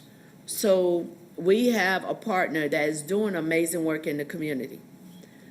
On that same note, that partner, because of their relationships, was able to go out and have corporate community help create a $53 million fund to get them on their way. In 4 short years, they now own 10 buildings. Those 10 buildings, we also help to fund through rehab. Well, what does that look like when we talk about representation of the community and smaller developers that don't have a $53 million fund to go to for when it's time for them to submit their proposal? And looking at, we also made a major investment through economic development through MWSBE, where we have an outside organization that helps with bonding. That's something that, if one of the challenges is bonding access for housing, then we also need to have that group present to our committee and give us an idea on exactly how are you connecting with these small businesses, because we know small businesses is where the bulk of employment comes from. So I think those are opportunities that we have moving into 2025 with changing the conversation, changing the narrative to be more holistic, and looking at how our decisions really impact the totality as the city continues to grow. And for full transparency, there was a proposal in economic development around a TIG. It goes they have a 15-year affordability level in there. I appreciate the fact that developers have offered to do that, but to me, that's not a selling point on the TIG. 15 years is a short period of time. If we just look at 2011 to 2019, that short 8 years, we saw over 200% increase in the cost of living in the city. So if we're going to be looking at projects that are coming in, if our language says the minimum is 20 years, then we need to have, as a council, a broader conversation with planning around whether or not that should be increased and that minimum not be 20 years, because 20 years goes by like this. And if the impact, if we're tracking the numbers and we're anticipating another 5 million people moving here over the next decade, are these 15, 20-year projects for the millions that we're putting in, is that helping to achieve the goal? And what we learned for those of us who had the opportunity to visit the spaces in Munich, when we look at co-op, is that something that could work in Charlotte, or are there pieces of the co-op model that we can adapt to help with projects and developments as we're moving forward to address the need? Councilmember Brown and I had the chance to attend the vigil last week for our unhoused community. We have lost 57 people since November of 2023 and now November of 2024. One of the conversations that I had with a gentleman who's a veteran is there are different resources that are needed specifically for African American veteran males than for others. So we have individuals who were housed, and the average lifespan of someone who has been chronically unhoused is only to the age of 50. So we have people who are being placed in homes, but they're having different challenges, and they don't have someone that looks like them that also had the military experience as them, because racism is real. And racism in the military is also a thing. And when you're in a space, a housing space, and you don't have that support in the space, I don't know if that's our role or a stronger partnership with the county to identify some specific pieces, because I don't want us doing everything. Right. You know that. But we have an opportunity to have some different conversations to make sure that what we're codifying through language, especially since Dr. Watlington really highlighted it over the summer, when we track the numbers as far as what is our goal, and are we exceeding that goal? Are we meeting that? Thank you for the amazing work that you have done, and I'm always going to ask you to do more. Thank you, Madam Chair. Thank you, Vice Chair. We've got Councilmember Brown, followed by Councilmember Johnson. Thank you.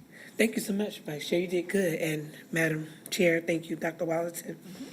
Yeah, great work from the beginning of the year to the end of the year, just going back and looking at the review. More comments than anything. Thank you so much for your hard work. Rebecca, you've been amazing. Sean, you've been amazing, and just all of the work that you pour into. Sometimes you come to the committee and we're like, no, we don't want that.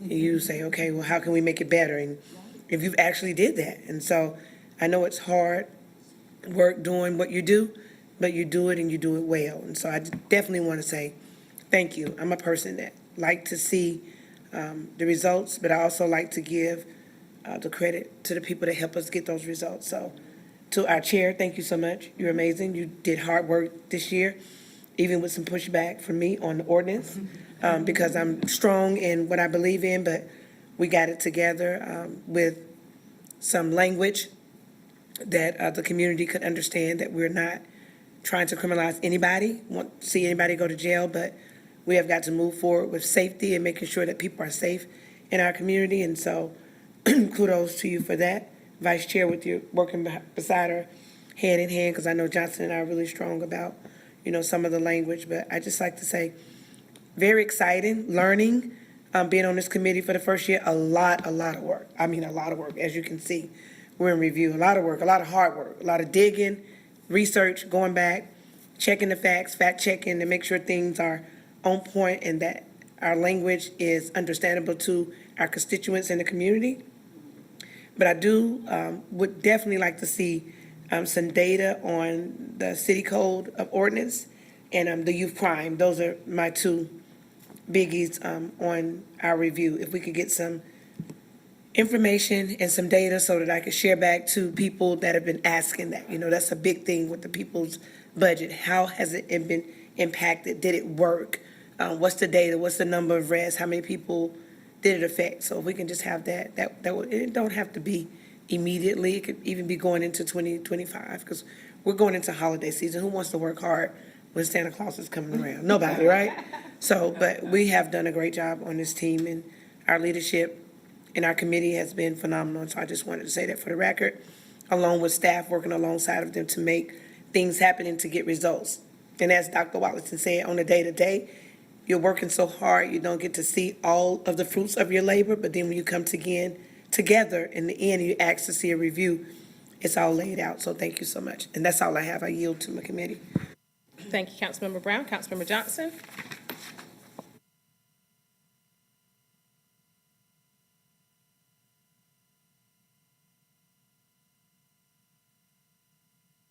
For your leadership, you and Madam Vice Chair. I think this is such an important agenda item, so, and it's my pet peeve, we go into meetings and there's so much information and it's not even realistic where council can't be engaged and ask questions. Councilmember Johnson, I apologize for Yes. interrupting you. We missed the first part of what you said. Do you mind just running it back for us from the top?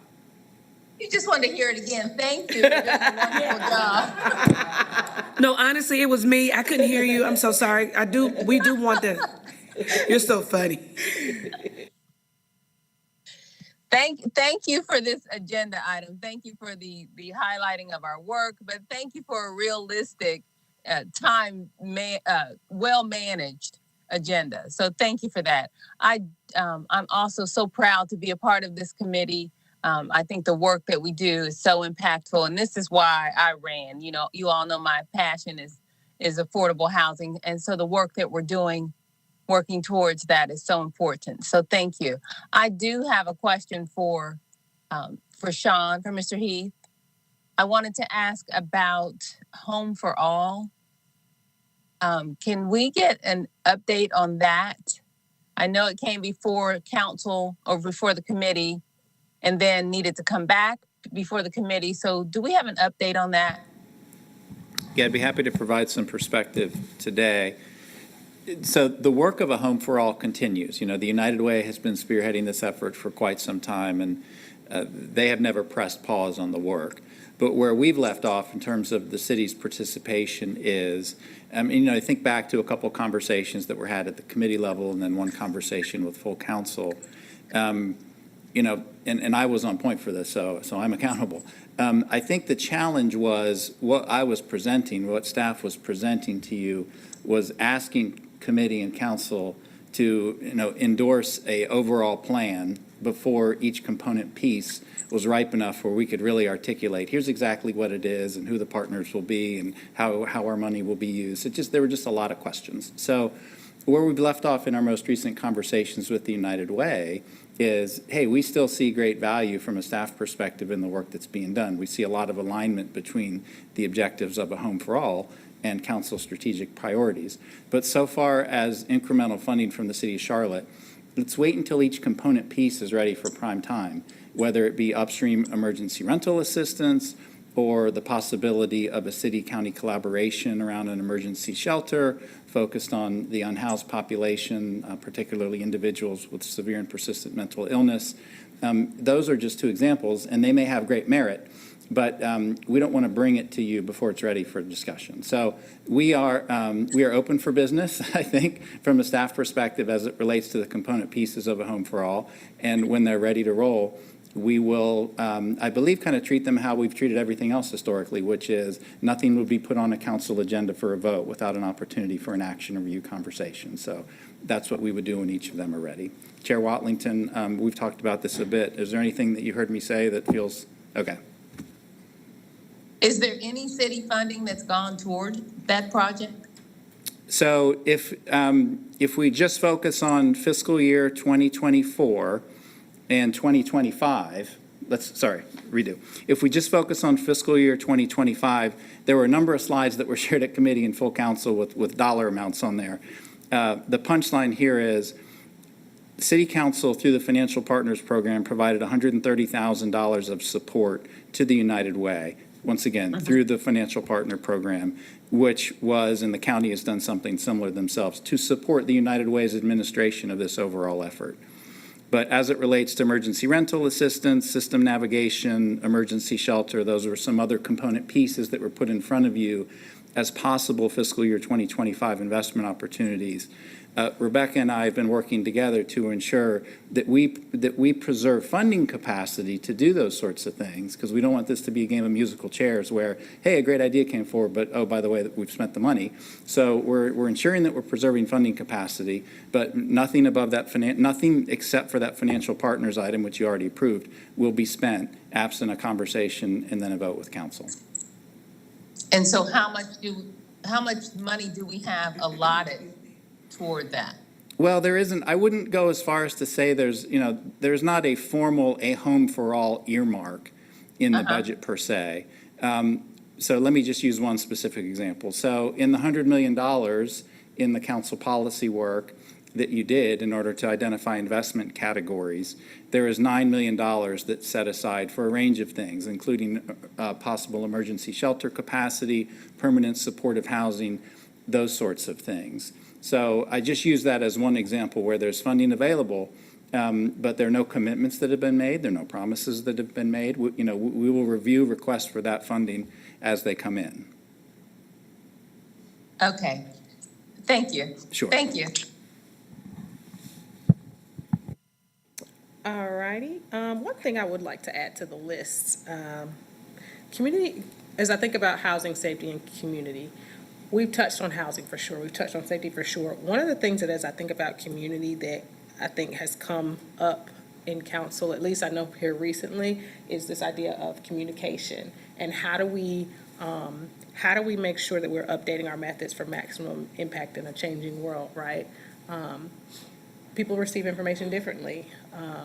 The framing of it, the channel that we use, whether it's TikTok or a flyer, it varies by target market, right? And so I do think that we've got some work to do to update how we're reaching people, who we're reaching, where we're reaching them, to create more of a pool system where people can go in and get the information when they want it, but it's accessible enough, and that what we're doing at the city is a part of the fabric of how we do life here in the city of Charlotte, right? We want residents to be engaged and informed, and not just people who have the time and capacity to watch a full meeting, right? How do we, and some of these things I'm sure we may be doing, how do we integrate? I know we were talking about doing things like a QR code at bus stops or at, even in workplaces or barbershops, so people can just scan and see what's going on. How do we make the work that we're doing relevant to the people who are impacted by it, so that they want to know what's going on? Yeah, so that's one that I'd love for us to dig into next year. Let's make politics sexy, guys. Use technology. Let's use the technology we got. Awesome. Well, I think that's it as far as committee quick as comments. I'd love, right. I'd love to hear reflections from staff if you got them. What do you guys think? He's like, I'm glad you asked. No, I'll tread lightly here, right? No, I mean, I think there is one thing that has come up like informally in conversation, because Rebecca and Sarah Hazel have already started down, interesting conversations related to the intersection point between sustainability and, because a lot of times when we talk about households that are cost burdened, we naturally focus on the rent, but you also have energy costs, right? So that was one thing that I've heard that piqued my interest, but I'm not a policymaker, so I'll just leave it at that. Well, I will tell you this. You definitely just put something in the room that at least that is going to get some support from at least a couple of us. I love that idea. Home electrification is huge right now, and we know that there's dollars from federal that's available. We know that behind the meter, in front of the meter, there's a ton of work going on. Companies are innovating, trying to figure out how to fill that space. And how do we do it in a way that enables people to have what has become a basic need at an affordable price point, and also drive our sustainability goals. So I'm very much looking forward to that conversation. I love that, because it also ties into what we saw, where we saw solar panels not only on multifamily units that were being built, so that automatically made me think back to the summer when you would talk about innovation and how we look at innovation moving forward. But we even saw solar panels on individual apartments, like out on their balcony area. So you had individual units that were utilizing in Germany and utilizing the solar panels, and just the way that they, of course, they was built off of home ownership in large part, but even with their public transportation, their biking, they have the double and triple stack for bike racks. So when we're looking at not just EV stations that are potentially being installed at multifamily units, y'all know I have my own opinions. I'm like, who the hell can afford an electric vehicle? But either way, that's the thing.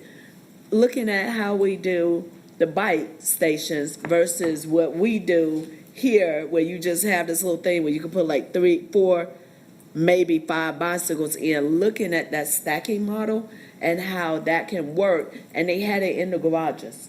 So when you went in the garage, there was space for vehicle as well for cyclists to go in, and they had their own section where they would park their bicycles, and there was a safety measure. And even going back to that co-op, you can rent out and sign out bicycle. They were doing car sharing. So what would the innovation look like if we had a developer that came that not only had the space for bicycles, but if they partnered and had a car sharing program, which we're starting to see a little more of. So thank you for putting that out.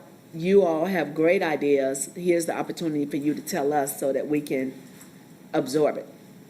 Yeah, I mean, I really think that integration, not just of housing and sustainability, but housing, sustainability, mobility, the shared mobility access points. And then what was so interesting about the site that we toured in Munich was that it was cooperative housing nested within a cooperative neighborhood.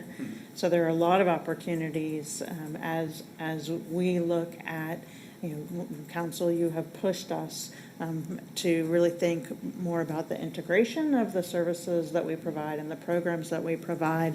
And I think it's, to me, that innovation in housing is not related specifically to housing, but how do we integrate, how do we bring in workforce and really activate on some of these models that we've put out there, team force housing and cooperative housing, and all of the integrated components. And so we think there are a lot of great opportunities coming in 2025. I will say, I have to put in the room, would like a little time to try to get the $100 million bond activated.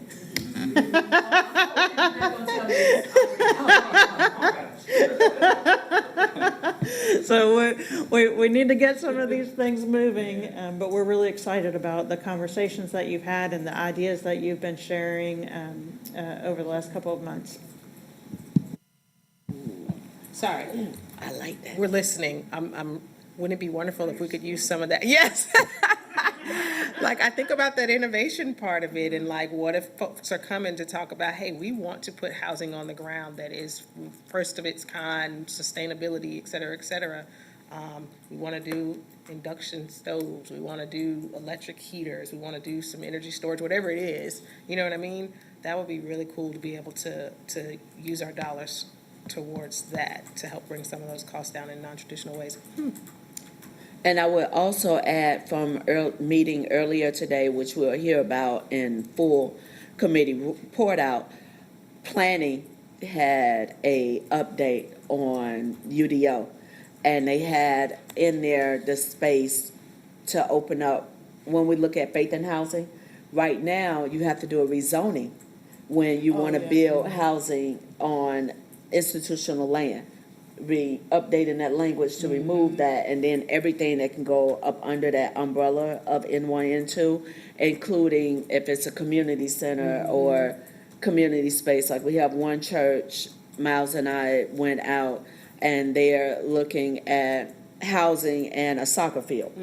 So something to engage the children and give them more opportunities. So they're having the conversation. I think it will also be helpful at some point in 25 for planning to also come to our committee, so that while we're looking at policy language for housing, we're making sure that it aligns with what they're considering and being nimble enough to make the adjustments versus this is what we planned 25 years ago, so this is the direction we're going. Let's see how quickly we can pivot to address and create that real space for those innovative ideas, and recognizing some of our smaller developers are not coming with a $58 million fund. So what does that look like? Here's the thing I need us to consider. We have partners out there that have been doing amazing work on the ground. I don't know if we've ever had a conversation with them. Like, even if it was not necessarily a round table. So Christopher Dennis has done a lot. I don't think we've ever actually had Christopher Dennis as one of the speakers or one of the presenters, or even in a small group discussion, to say, how did you do this? Beatty's Ford Road is our next area of real we can get it right or not. And that's like one of our last historically black areas that we have. When we look at workforce and we look at making investments over there, economic development wise, we also need to be having that conversation with housing. And what investments do we need to be making in order to make sure that it's successful? I feel like our committee should be a part of every other committee's conversation, because what good is transportation if you don't have housing, whether it's multifamily or for sale, or you built a duplex, a quad, a triplex, you live in one and you're renting out the others. Environmental sustainability, all the committees at some point should run through us for us to make sure that we are in alignment, if not even on the same page, to make sure we're in alignment with what we are creating. That it will be something, that is a transformational switch and shift in our thinking that will have generational impacts that will go, we will be planting that tree that we are not going to sit under for the shade. But it will make a tremendous difference over the next 2 decades. Thank you, ma'am. And then lastly, just wanted to see if there's anybody else in the room. I see other people in the room. Comments? Y'all good? You sure? All right, Danielle? Good? All right, well, with that, then I'll entertain a motion to close. Move to close. All righty. We'll see Can we y'all. get a second? We'll see y'all next year. All right. Unanimous. Happy New Year, everyone.